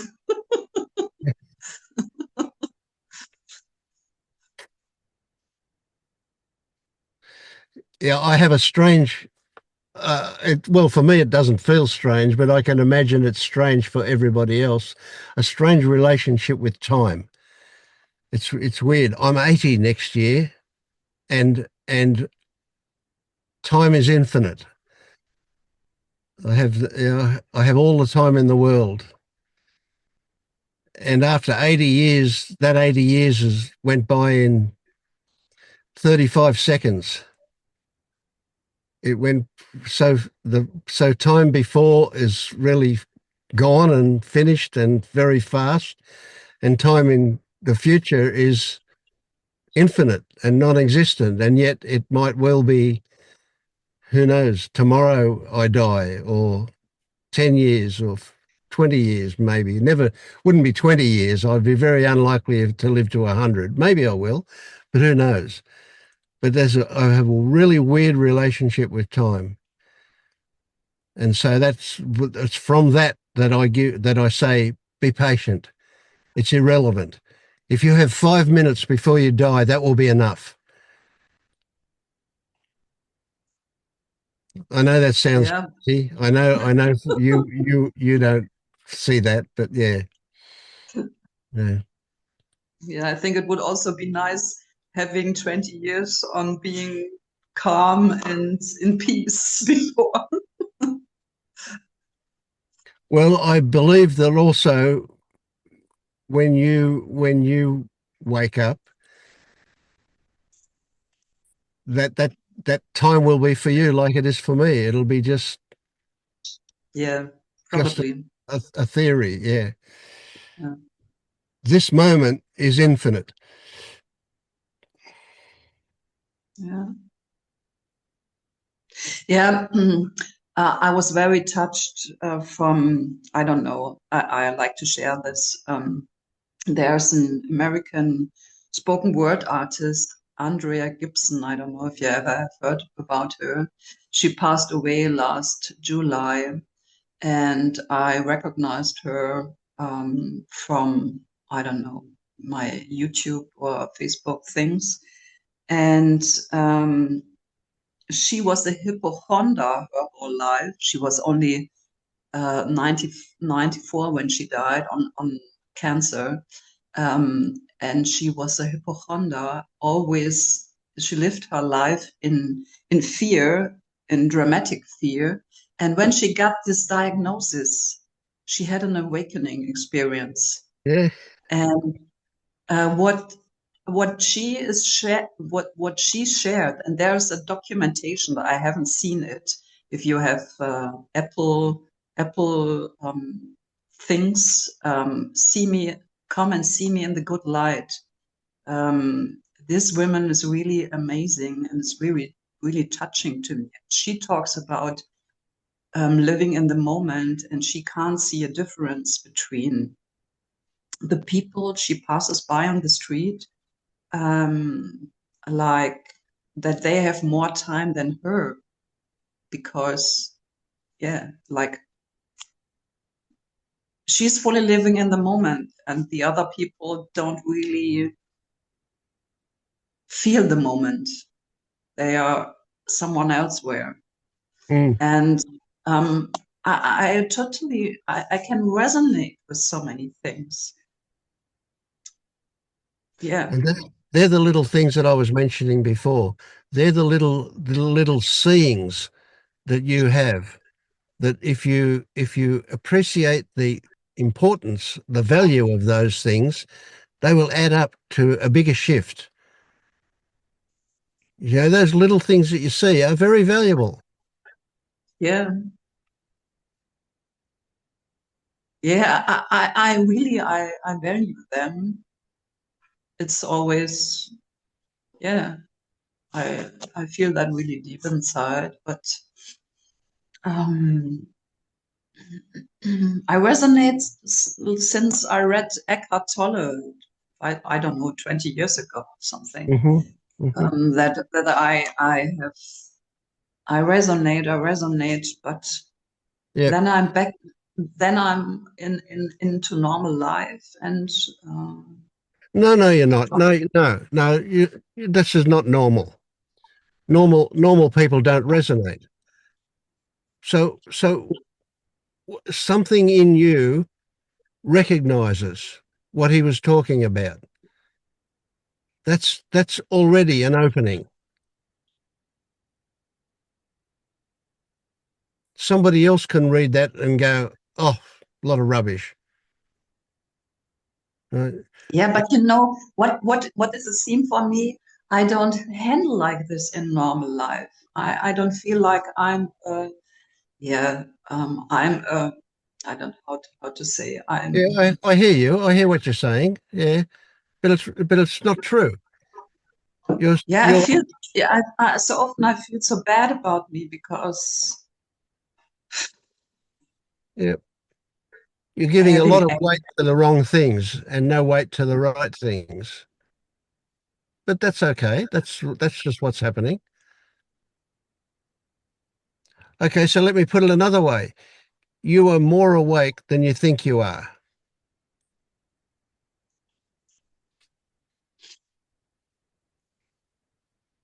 And of course, when I say that, you'll come up with a whole lot of reasons why you're not. But you are.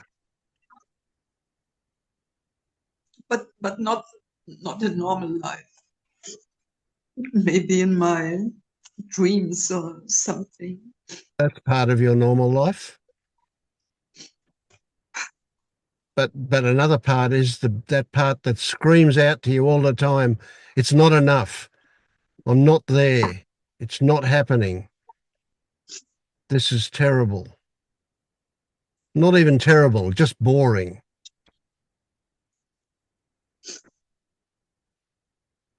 Yeah, it's boring. It's boring. It's exhausting. Mm. Lennart might understand what I'm going to say here. I imagine that you've had the unfortunate luck to be born into a society where being stoic is highly valued. Yes. And so Yes. all your training has been stiff upper lip.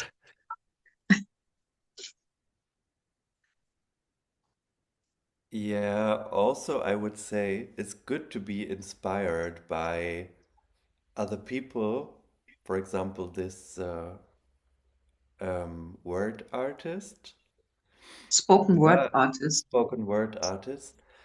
But I think yeah, it is not useful when you compare yourself to her and then think, yeah, but I'm not able to do that. It happened to me recently that it happens that I see like I watch movies about biographies of very impressive personalities, and then it happens to me that I think like, oh God, and my life is so shitty. Or for example, I go to a concert of classical music and there's like a 13-old playing the piano like in a very That's great. virtuous way, and then I think like, and me. Yeah, I mean, but you are exactly where you are at this moment, and that's exactly where you're supposed to be. I, it was not so easy for me to understand either, but um, yeah, I think how, what could be an example? It's just like I sometimes imagine that, I mean, if this personality here was a computer designed by someone, and maybe there are some things that are not working so well, or there is still like this program or virus running all the time, then I mean, maybe there will be some updates from time to time happening, and the problem re will solve at some point by itself. Like, but I mean, I am not the computer, you know, I'm not this system. So this system here was kind of created by all those circumstances, society, culture, education, blah, blah, blah, blah, blah. And it's nothing that I mean, it's also weird to say I, but it's not constructed by a me or something. And um, yeah, that's, I mean, what Vince did, like, it has to do with patience also.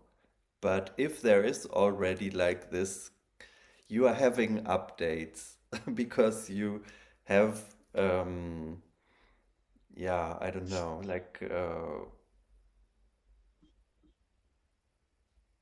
little enlightenments, so to say. And it's nothing that could be, I mean, once there was an update, it will not be undone, you know? So I don't know if this analogy helps, but it does help me sometimes because um, I'm sober, I mean, not drinking alcohol for 5 years now, and I'm still like sometimes impatient because, of course, it's a process. For example, there are many things from my childhood, teenage times that I didn't look into because I always drank alcohol in order not to feel all these shitty feelings. And there's also sometimes this me that says like, ah, but come on, it really sucks to be always in a process. I want to, I want the happy life now. I want to have fun. And so on. And it's not that simple. I mean, it just, yeah. And I think it's anyway a process that's never going to come to an end. So. Then maybe it's like if I'm on a travel all the time anyway, then I just have to make myself self comfortable in the bus, seeing everything rushing by all the time. So not going anywhere, not stopping anywhere. I don't know.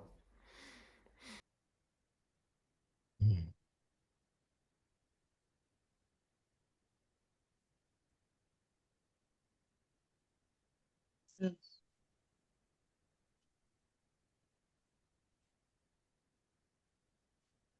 So one thing that occurs to me, Suzanne, that is very relevant for you, and that is that you have in your mind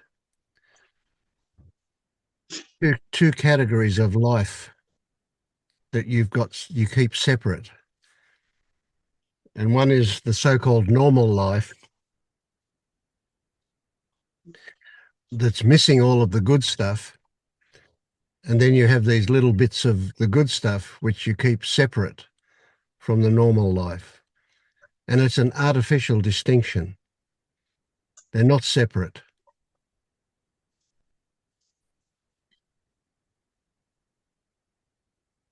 but they're a bit like oil and water. They haven't quite mixed up,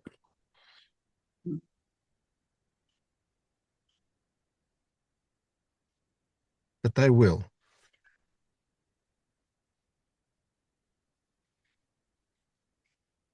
Yeah, I think to me the main part is which why I make a difference between the both is that I struggle so much with my thinking and feelings in this normal life, which I with which I think would be different if I could see the real oneness, togetherness, and Yeah, um,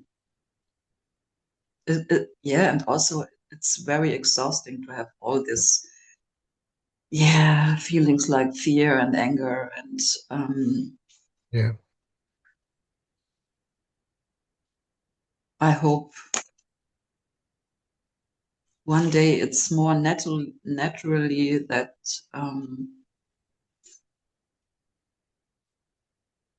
yeah, You do more than just hope for that. You have seen very small, perhaps, but little glimpses of possibilities. yeah.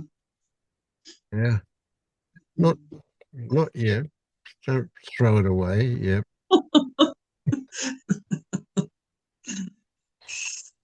Yeah. So here's an interesting one for you, and that is that what you are looking for is inside that which you think shouldn't be there.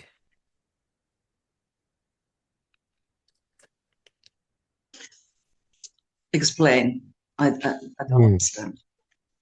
Well, you're not going to understand. I can't explain it in a way that will give you satisfaction. I can only point to the fact that you will Or discover. say it again. Maybe say it again. Yeah, so all those bits of you that you say in normal life, all those bits that are shitty, right? The good stuff that you're looking for is inside them. It's not behind them. You can't. It's not where you're not going to find it by getting rid of them. You're only going to find it by getting into them, by looking inside them. Now that's a metaphor, of course,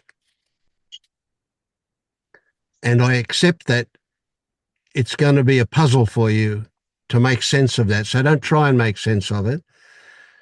Just accept it as a possibility that somehow or other all those shitty bits contain exactly what you're looking for.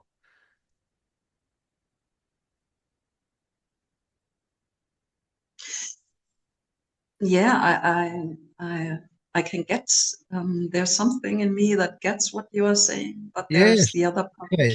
But the other part is saying, yeah, but I want to be a good person. Yeah, I have to be good. Oh, I I haven't. don't want to. I don't want to have anger and like going around and just judging and Right. this. But Yeah. here's the thing: that stuff that you don't want contains what you do want. So instead of trying to push it away, you accept it and look inside it, and you'll find the good stuff. And I can't for a moment believe that you're a bad person. Of course, you're a good person. Do good people not get angry? Do good people not judge? Of course they do. But they don't live in that. They recognize it.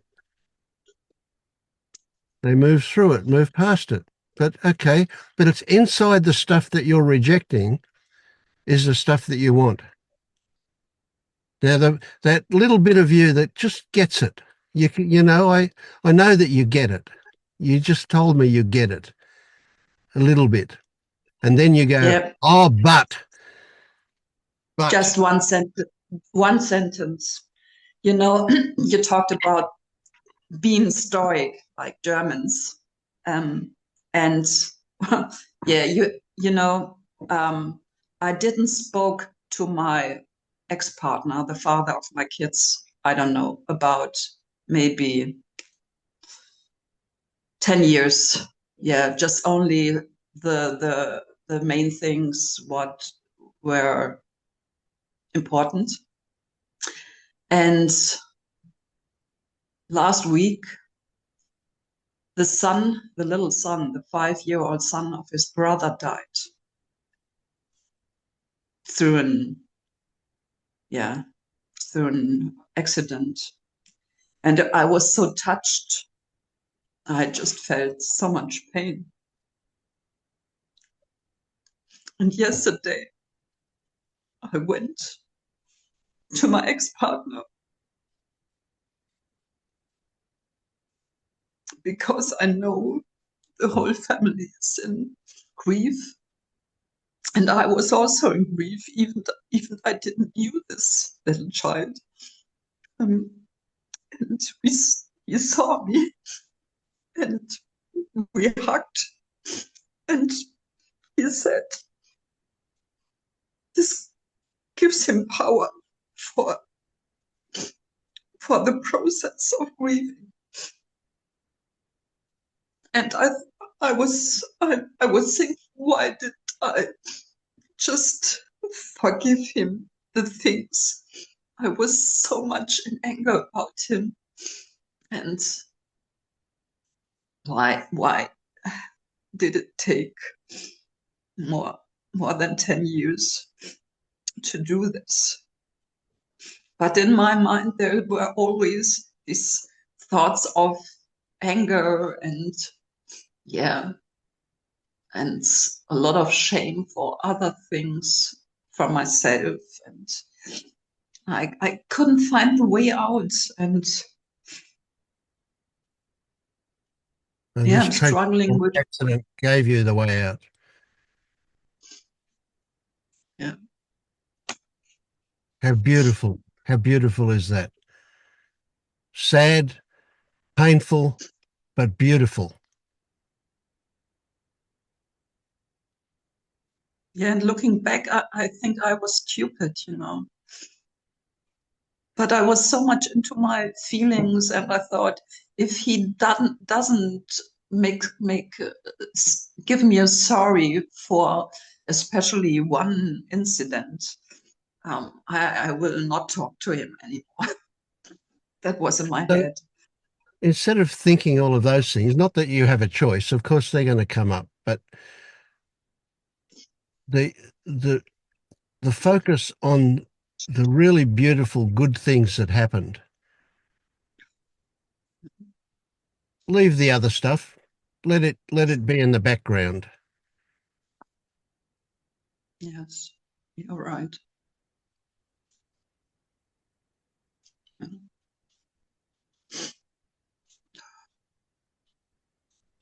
And your emotion that you just showed us, absolutely beautiful. Thank you. Yeah, That got something really nice going in me that I've just feel so thankful for.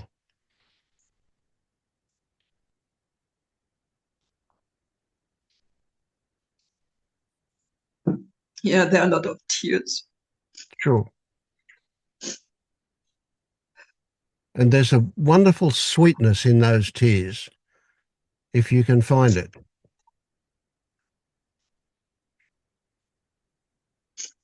Yeah, I think I could sit here for ages and cry. Yep.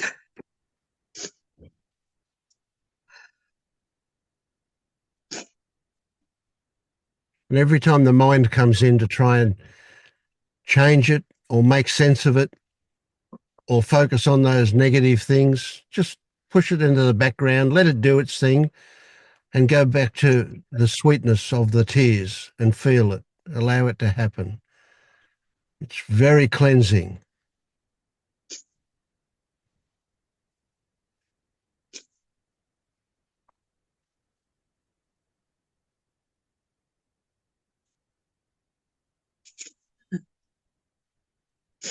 Yeah, another thing.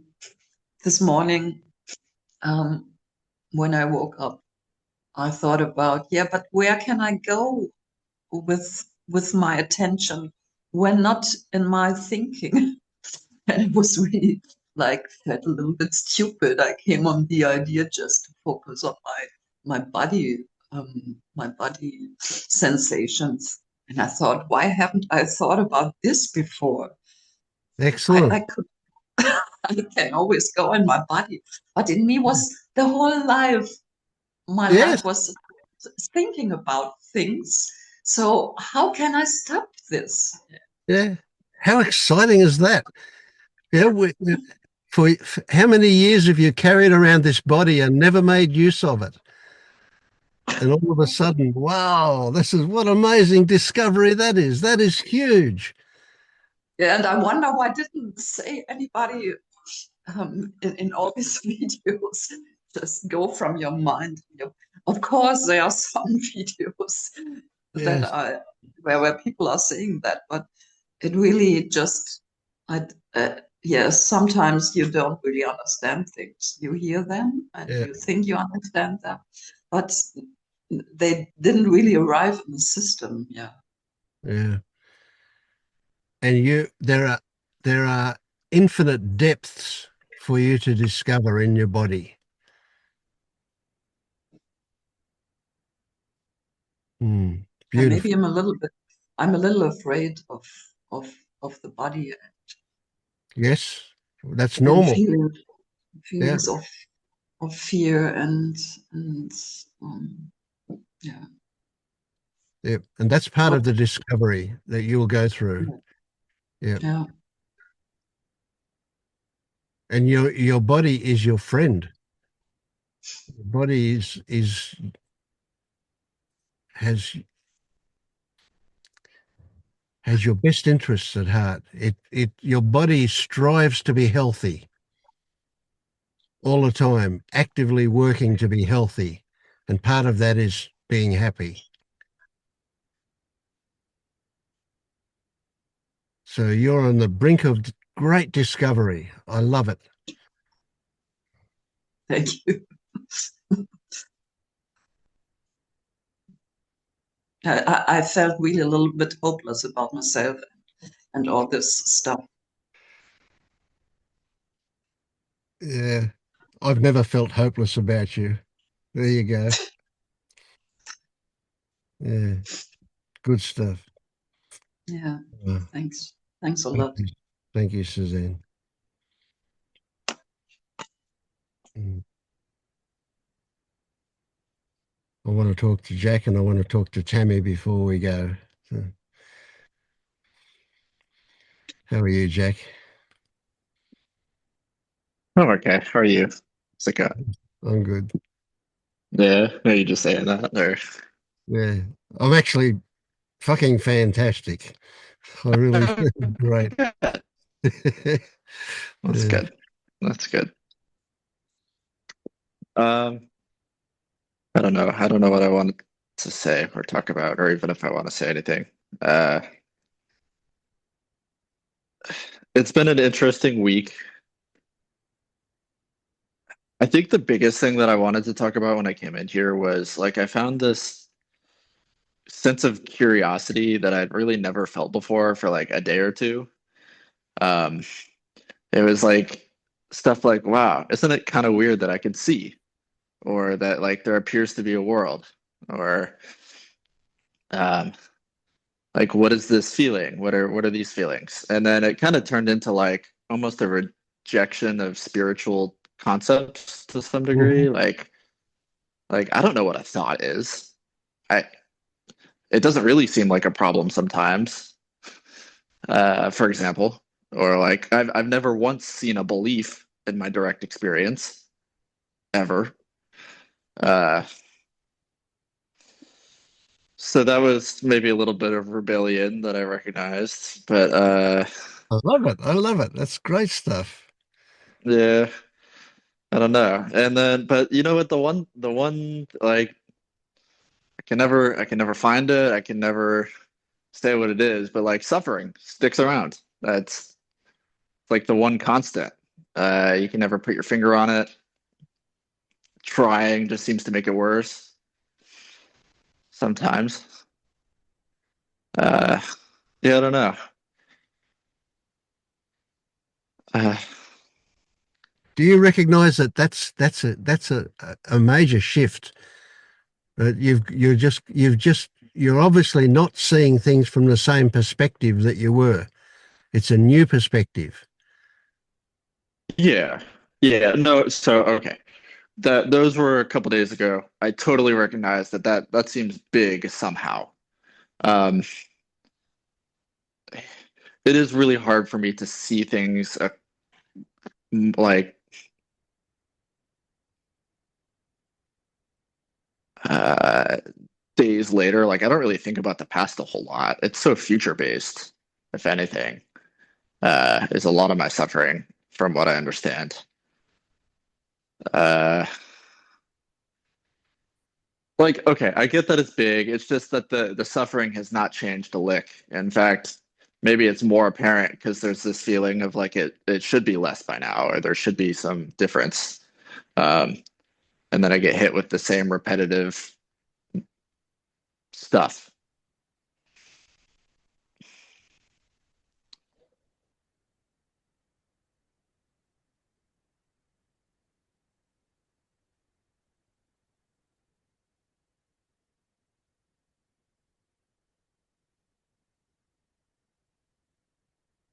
I'm resisting smiling for some reason. I don't even, Yeah. like I don't feel the smile, but I'm smiling.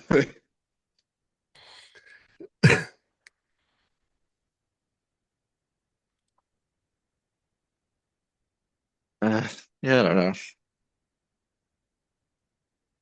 I guess I was hoping for like a pointing of like this is how you can look in the right curious direction or something. I don't suspect I'm gonna get that. Maybe. Well, my initial reaction is that you're doing it. You actually are doing it. Do you don't see that you're doing it? Doing what?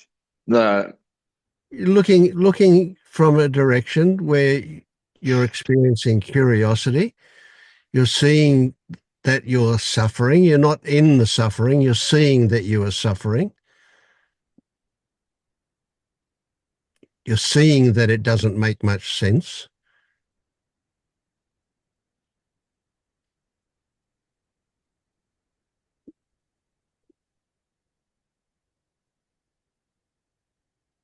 There's a big but there. What's that about? um I don't know. I don't know if you saw something. I maybe more feel let me really quickly feel bemused or ungrateful is maybe the word. Uh All right. Just go back about a minute to where you were resisting smiling. You had this weird experience where you didn't feel smiley, but yet your face wanted to smile. and Yeah. some part of you didn't want to let your face smile. Yeah. Mm.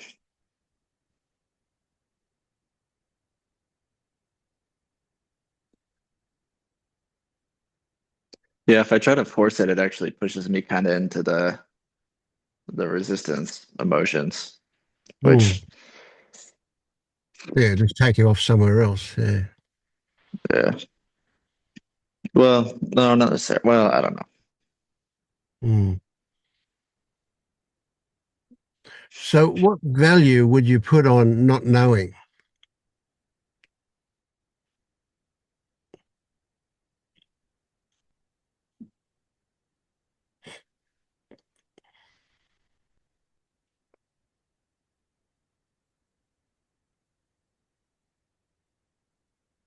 Is it a negative value or a neutral or a positive value?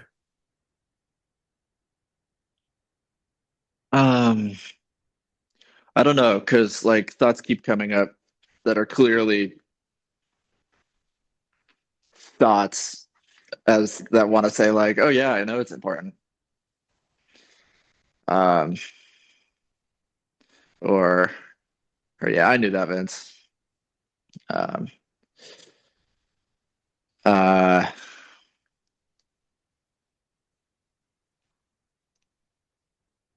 when the real answer is I don't really know the Mm. value of not knowing. Uh, yeah, that was actually a feeling that came up a bit ago. Is just the feeling of like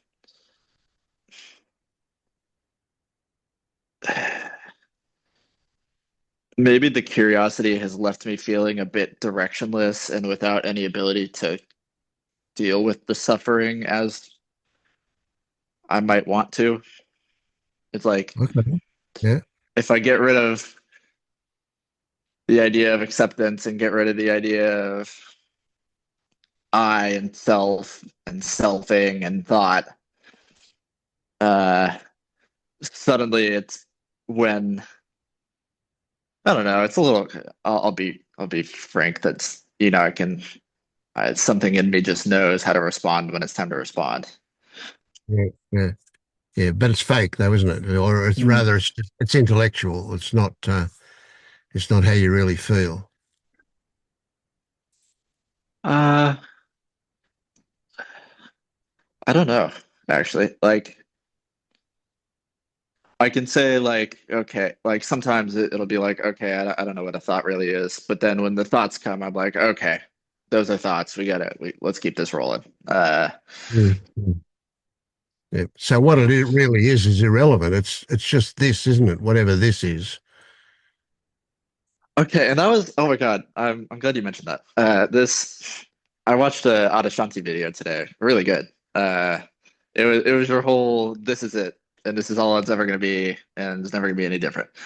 Um, but today I watched that today, but unlike you, it wasn't this eureka moment. In fact, it was quite painful for uh like a couple hours. I'd say. Mm. Uh, yeah, here. It was painful because it left you stuck with the suffering.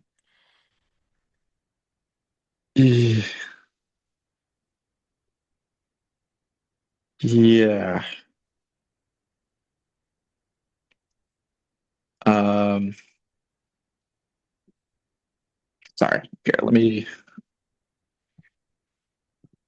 Sorry. For a second.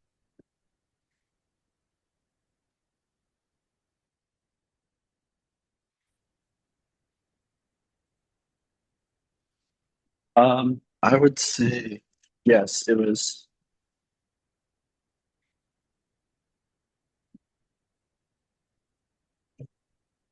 I don't know. I don't necessarily feel that right now.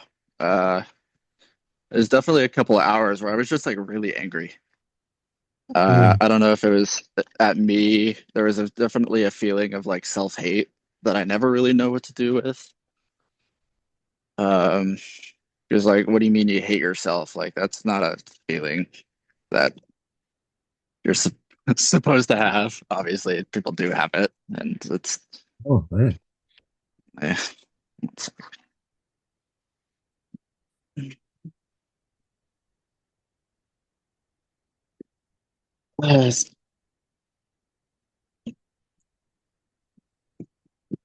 give me a second. I have to put on my jacket.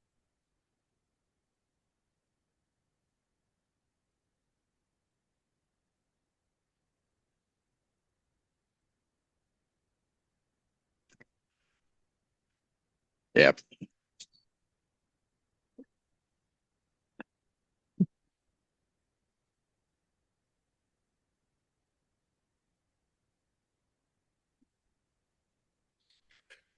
So what if instead of saying that's a feeling I shouldn't have,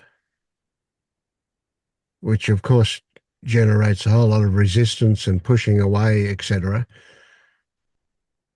What if you just accept that that is a feeling you have, and that to call it self-hatred is a bit simplistic. What it actually feels like is a lot more complex than that, isn't it?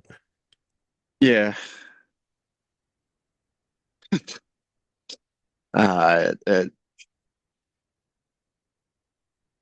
It's like of course, but giving it a name gives me the ability to feel like I can do something about it. Uh, Right. Like I can also think that I shouldn't have it. yeah, yeah. I mean, okay, I'm not defending that it's not obviously a coping mechanism, at least from my intellectual standpoint. Mm. In fact, no, I realize that it's coping. Uh,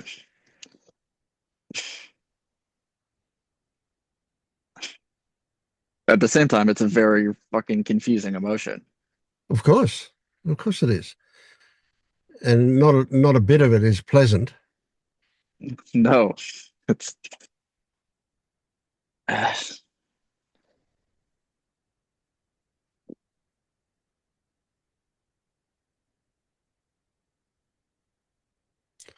But when you recognize, you're not just saying it, you recognize that it's coping, or do you? Or is it just a theory, just another story no. come up? It feels accurate. Yeah, yeah, yeah. Okay. So what about the curiosity saying, wonder what I'm coping with by doing this? Not looking for an answer, just recognizing that you're coping with something.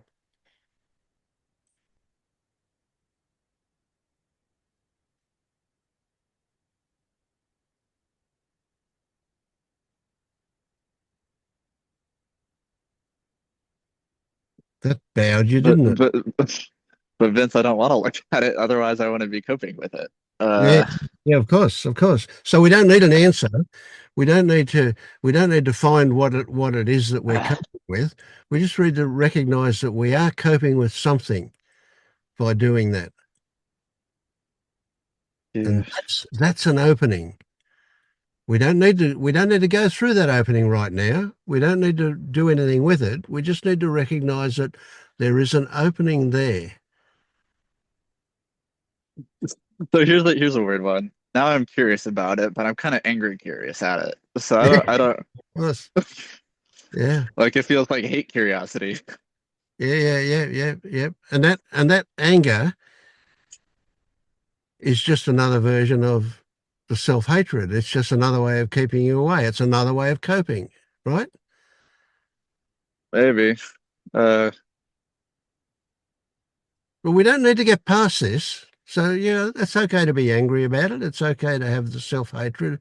It's okay to not know what's going on at the moment because you're not ready to know. You will know when you're ready to know.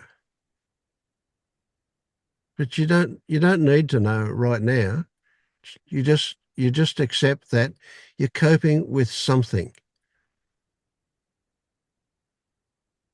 And curiosity isn't searching for an answer. Curiosity is being open to an answer that might present itself. okay.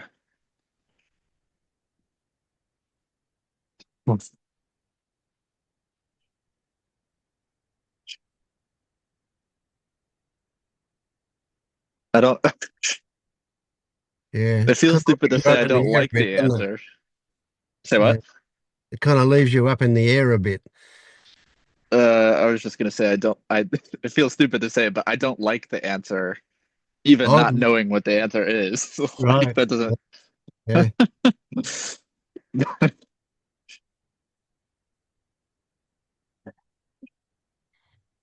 Well, you can get angry or you can have self-hatred to keep you away from the idea of being an answer.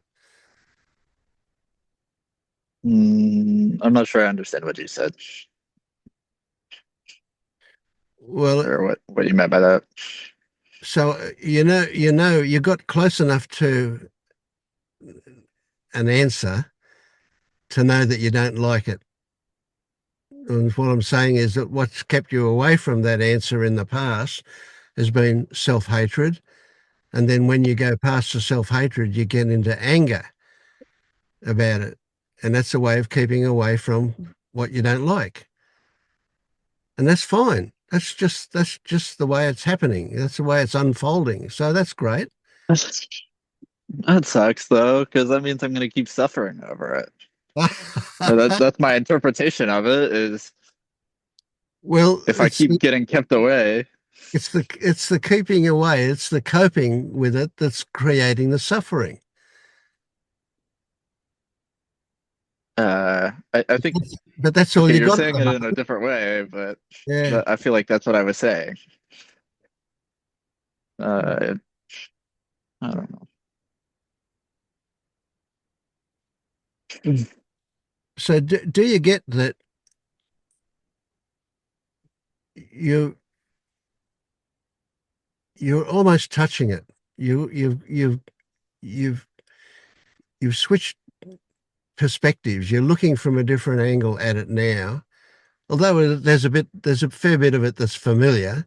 You've been hovering around in the past as well, but here you are, and that's an advancement. That's a positive shift that's happened already. But I hate positive feedback. you don't need you don't need a resolution right now. A resolution Uh, will happen when you're ready for one.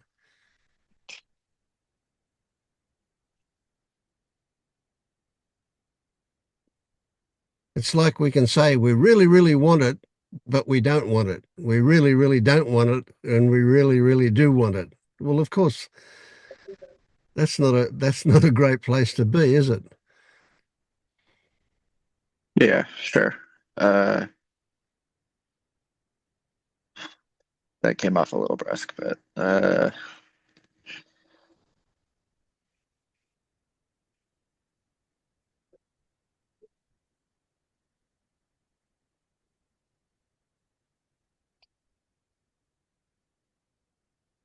um,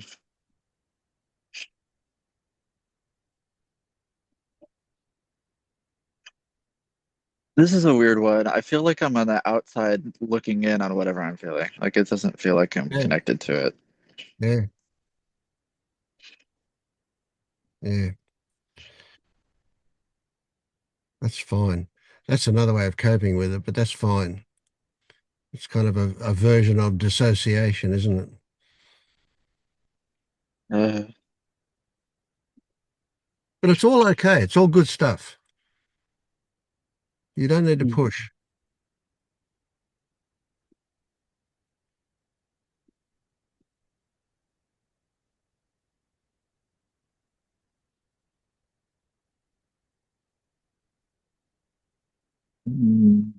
I want to push the.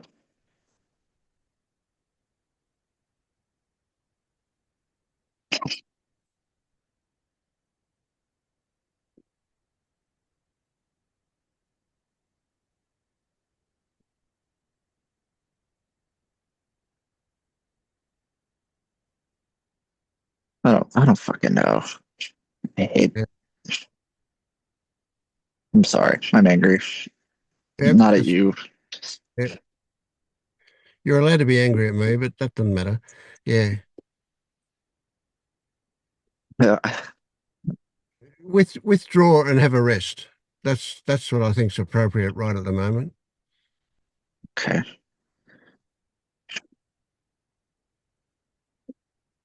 we've poked the bear well and truly. He's Can I restless. ask a last question? Yeah, go on. You keep doing that.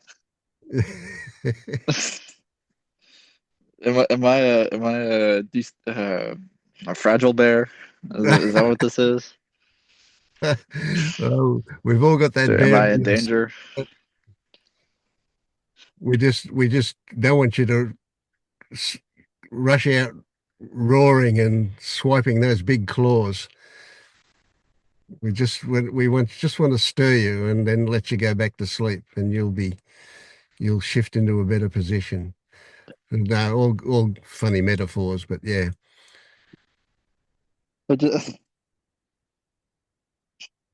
things things happen. that makes Things me will feel realign themselves. That's what will happen now as a result. That things will realign, and part of that realignment will be we'll go back to defensiveness, to where we're feeling okay or feeling safe. But we've I'm feeling like a danger to myself when you say that. yeah, Uh,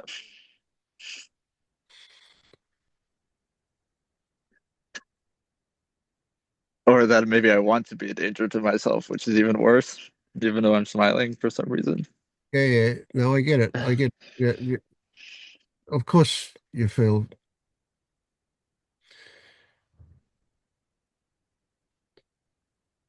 whatever that is. Yeah. Okay, thank you. You won't hurt yourself. You defend. That's what happens. Yeah.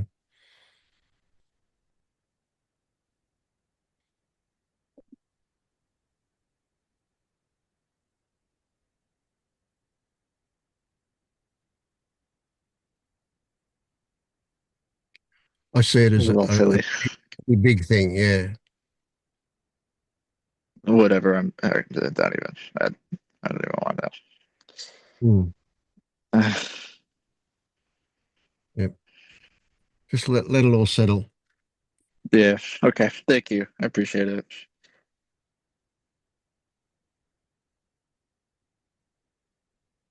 Mm.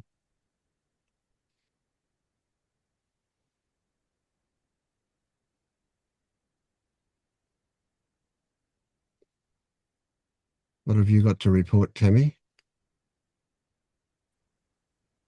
Hey Vince. Um, a lot of good stuff here today. Jack, your face was totally different at the beginning of the call. I'd never seen you like that, so I'm just smiling because good stuff. Good stuff. I know you're back in the dark now, like literally, but good stuff. Um, and Suzanne, I was crying along with you when you hugged your ex-husband. Anyway, this has been a meeting today. Awesome. I got a haircut, Tammy. Thank you, though. Uh, and and yeah, just a lot of hope about that woman who was afraid her whole life of one thing, and then when it happened, she woke up, and I was like, oh, that's good. So we don't have to be afraid anymore. But yeah, but I want to report, I guess two things.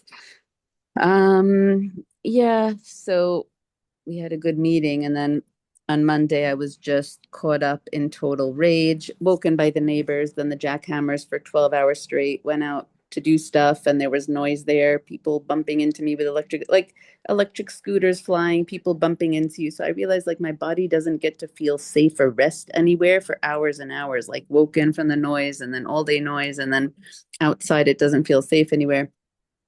And I was just enraged and I was cursing at ChatGPT, but rage. And I'm like, what is this intense rage? And then it brings up questions of like, am I getting worse or am I getting better? Like, is this coming to be cleaned up? Or is it like me like sinking into the depths of whatever? This is just ridiculous levels of rage, screaming at a computer for hours, cursing like I never in my life cursed. Just very weird stuff.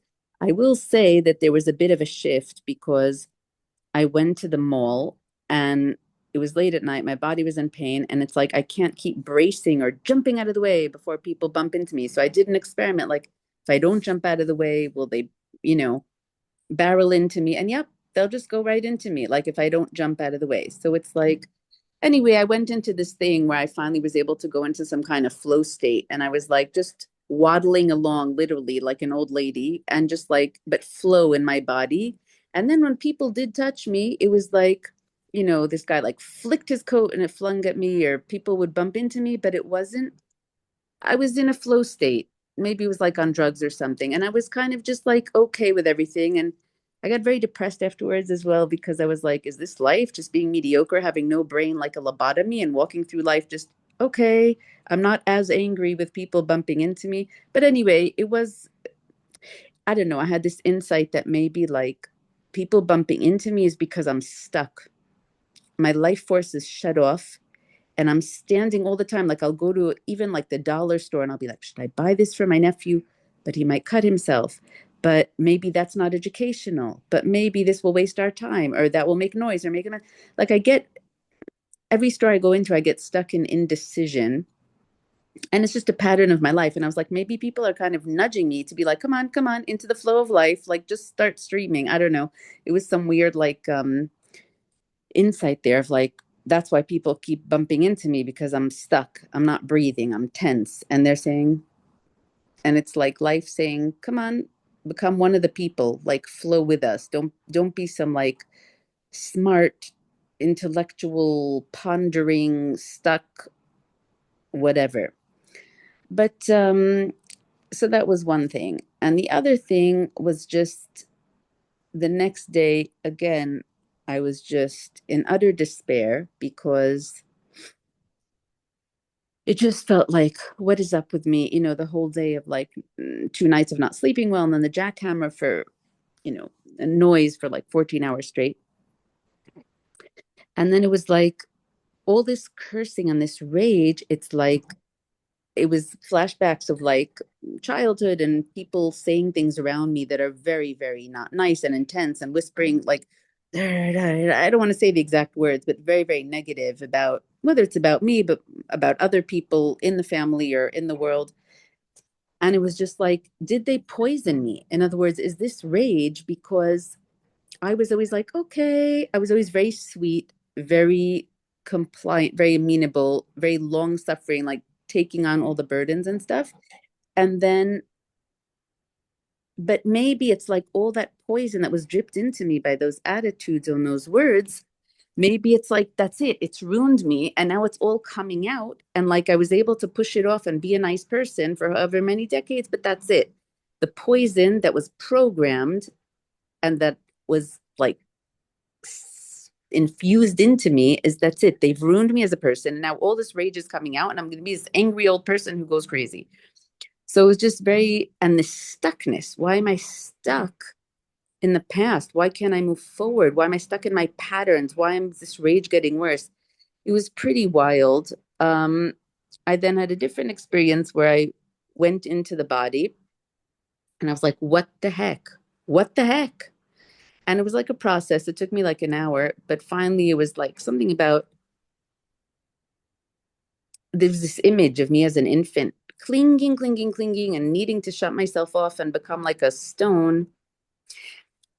And this is already imagery, but it was very powerful. And I felt a very big physical relief. It felt like my whole tension in my body is because my mother needed me, or my belief that my mother needed me to be like, to suck off my own life force and not be alive, and only give praise to her and actual physical help, so she can, like, I had to prop her up, that my life was, I wasn't allowed to live or be alive. I had to prop her up, and I had to cut off my life force. I can't breathe. I have to be tense. I have to clench. There was this crazy thing. And I don't know, I was having this dialogue with it, and it said, I love you, but I'm not going to leave you. Like, it's going to keep clenching me. And I was like, what do I do? What do I do? And then I thought, maybe I can send that infant me that had this belief to go and help her, but I can go now and bloom and become a person. I don't know. It was some very like powerful, weird thing that I went into, like with this person. We're doing like this course. And so it was this process that we each were going into stuff. So I was just wondering, and I felt like the muscles that were imagined that infant me was clinging to had such a huge release afterwards. It was very weird. And I'm like, what the heck is all this stuff? Is all this like work on yourself, um, work on the autonomic, people say when you've grown up in when you didn't feel safe, and then your system can stay like that for decades and you're very confused. You're like, what the heck?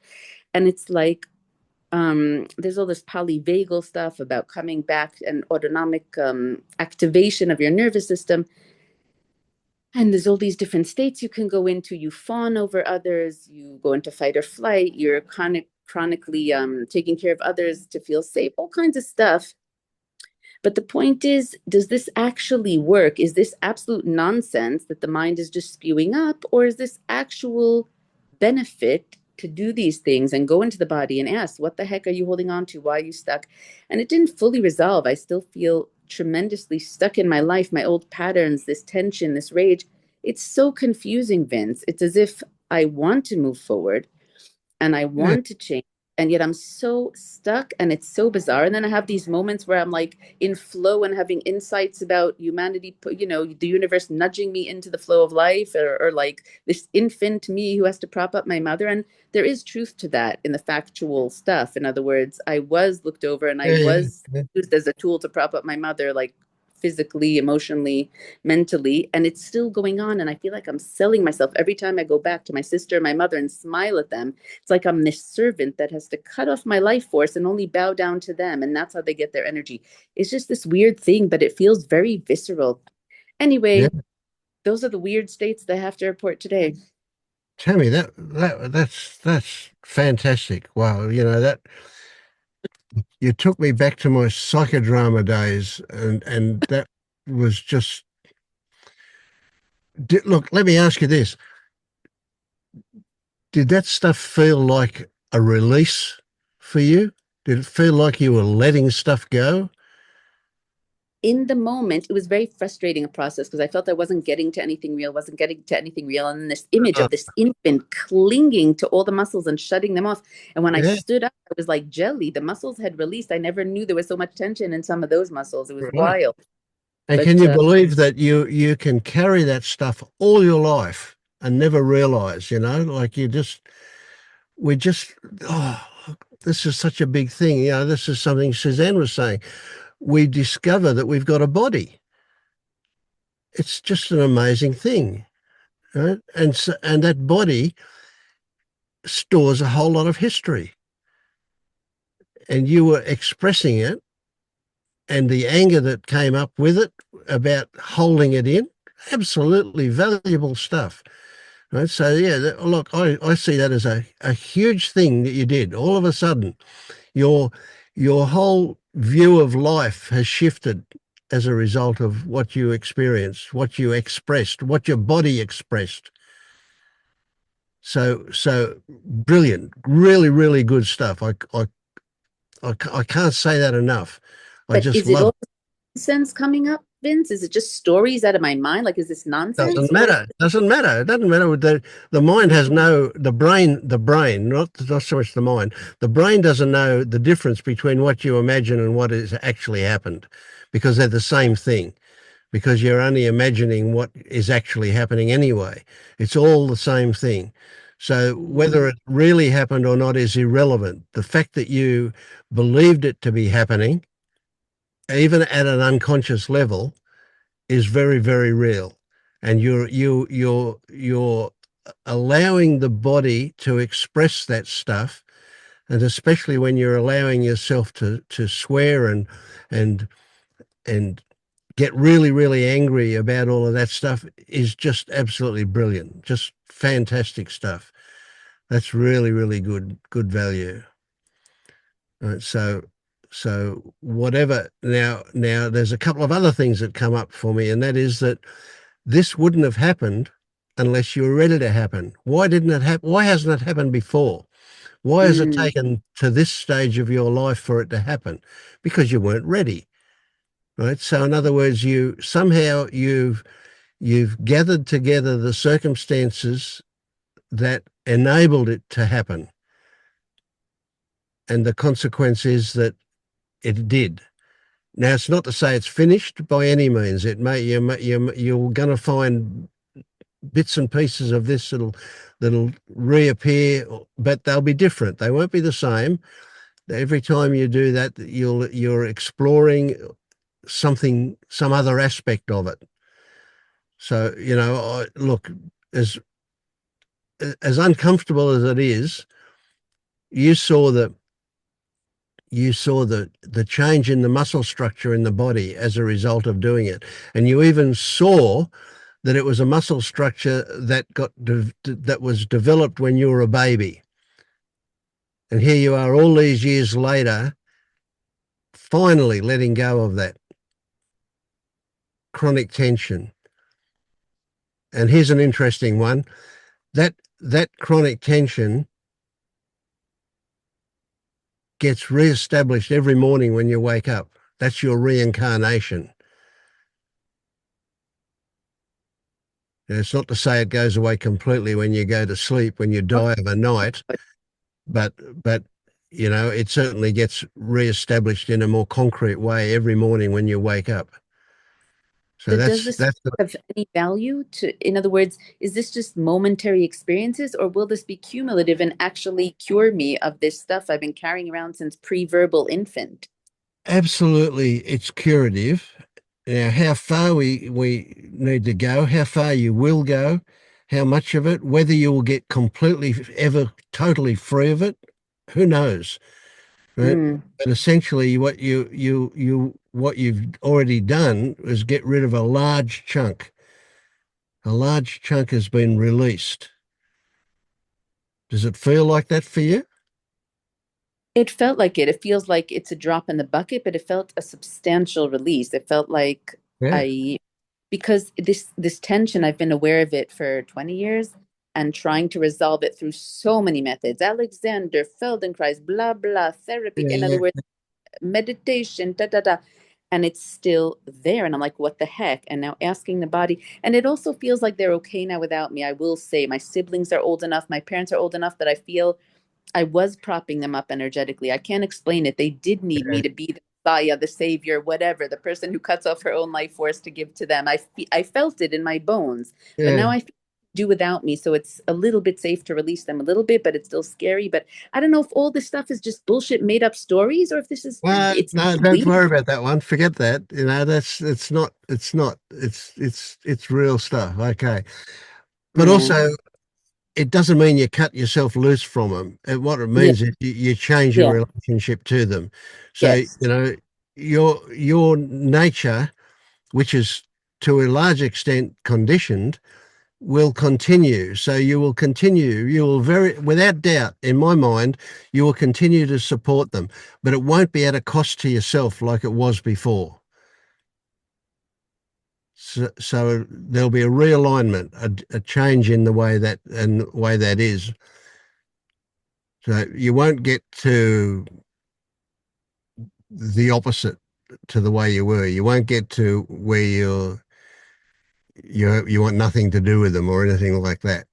Yeah, no, yesterday I went over and stayed 3 extra hours at my sister because she was going to be screaming at the kids and exhausted. So I stayed there and put them to sleep. In other words, yeah, it still continued after Yeah. that So, thing. but hang on too. It may be that same behaviour as you did before, but it comes from a different place. It always came from love, but there was attached a lot of other stuff to it. And that stuff is dropping away, I think. Hopefully. Yes. Oh, I Yeah. don't know. I don't know. But Yeah. Well, it's a great experiment to watch what's happening. Again, that curiosity will reveal some things and not other things, and so on. But eventually, you'll find yourself. Well, it'll be a constant change. It'll keep going on until it reaches. It'll kind of plateau out at some point. But I would suggest that there's probably still a lot of intense stuff there. yes, It'll get absolutely. it'll get realigned. Yeah. There's No, still a I ton see it of as really positive, very productive stuff. Yeah, for sure. All right, so I'll just ask you the two questions, which is one, so you do think there's value in me going into the body, asking whatever I'm doing to try and discover what the heck is going on, whether it's going into the body, asking stuff, doing this kind of work is valuable. In other words, it's not BS. It actually has value and could be cumulative, and it's not just whatever. Absolutely. I can't stress enough how good Okay. value see it as, yes. And the second question is, what the heck is this intense rage and despair? Like, especially this rage, it just seems to be getting worse. Am I going to go loony, insane, rage? No, I, no, you're okay, Lernie. And look, you're you're really lucky that we're at this stage in the development of technology that you've got AI that you can scream at. That's fantastic because AI is not going to take offense, is it? So use my chatbot, use the Discover Awakening chatbot, and ask it these questions and scream at it and get angry at it and do all of that. That's great stuff, right? Every bit of it, every bit of it is a discovery for you. it just gets very scary when the rage gets to places that I've never experienced Well, it before. I've experienced depression and despair to very deep, but the rage, it yeah, feels like yeah, it can consume me. It's craziness. yeah. And what you'll find is that when if you can let if you can let the rage really go, that you'll end up in just breaking down into tears and crying at the end of it. It'll be a sobbing finish to the rage Mm, because of the expulsion of all of this stuff that's been bottled up.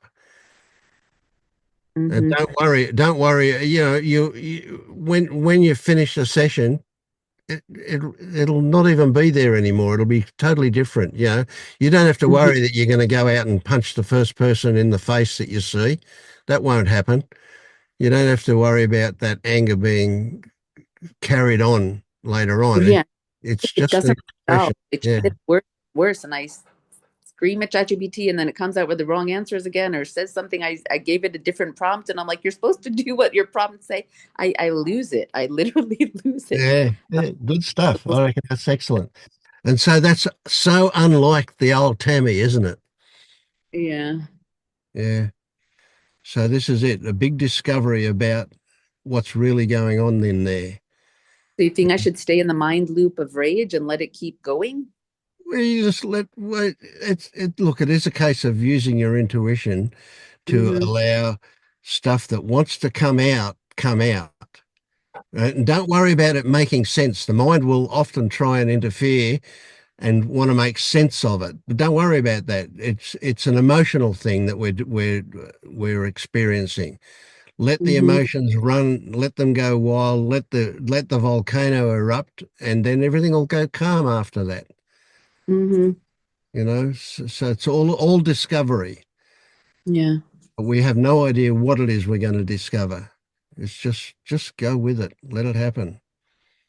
It's beautiful. I guess I just don't know if to try and like spiritualize psychologists would say this is only second arrow because I'm caught up in like crazy, stupid ideas. In other Yep. words, it's not just the emotion. I'm like, but you said that, but I told you to do that. Like this kind of Yeah, stuff, yeah, like yeah. 2-year-old raging. No, I said that. And just like, what are you stupid?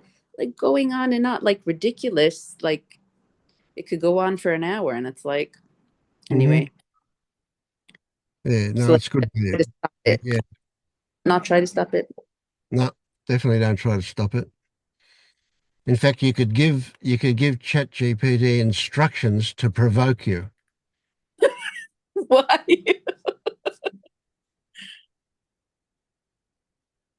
Yeah. Yeah, lately no provocation needed. Just someone brushing past me on the street when there's 10 extra feet and they had to brush past me sends me into a flying fit internally. So anyway, Mm, yeah. So we of course there's an appropriateness that we keep in the back of our mind that okay, it's not appropriate to express that rage out there in the street, but it yeah, is. none of it is expressed, but yeah, Yeah. But take it home and let it out. That's good value. yeah, yeah. Again, it doesn't seem to resolve. It just seems to get worse when I speak to ChatGPT about it. But Well, it will for a bit. It will until you reach a certain point. Yeah, but it will peter out as well, though. Okay. Yeah. It doesn't seem to resolve because there's still more there, that's all. Mm. But it's a case of like, how could I put it? Oh, I I recently did a thing on ecstatic dancing, allowing the body to take over and be the leader rather than the mind. And Mm. so in this case, it's allowing the emotions to take over, right? Which is a version of letting the body do it. Um, and then you discover things. You discover things that you didn't even know existed as a result of that. Mm. So what we're seeing is a new Tammy emerging. We're seeing the Wow. Really hope so. This has not been yeah, fun so far. So yeah. uh, so Mm. uh, you're at the caterpillar in the cocoon who's turned into mush but hasn't yet emerged as a butterfly. So you're just the mush at the moment. Yeah. The mush of the moment. All right. Yeah. No, All right. I do like it, Tammy. And you email me anytime if you want to, if you're getting too too scared or anything like that. Definitely email me, no problems. Yeah. Thank you. I truly appreciate that. Thank you, Vince. That's thanks. Okay. Wow, what a session this has been. Yeah. Yeah. All right. Well, thank you, everybody. I'm going to go and spend a little while with my wife before we go to bed. So thank you, everybody. Thanks Yeah. so much. Thank Thank you, you. Vince. Have a good night. Bye, Right. guys. Thank you.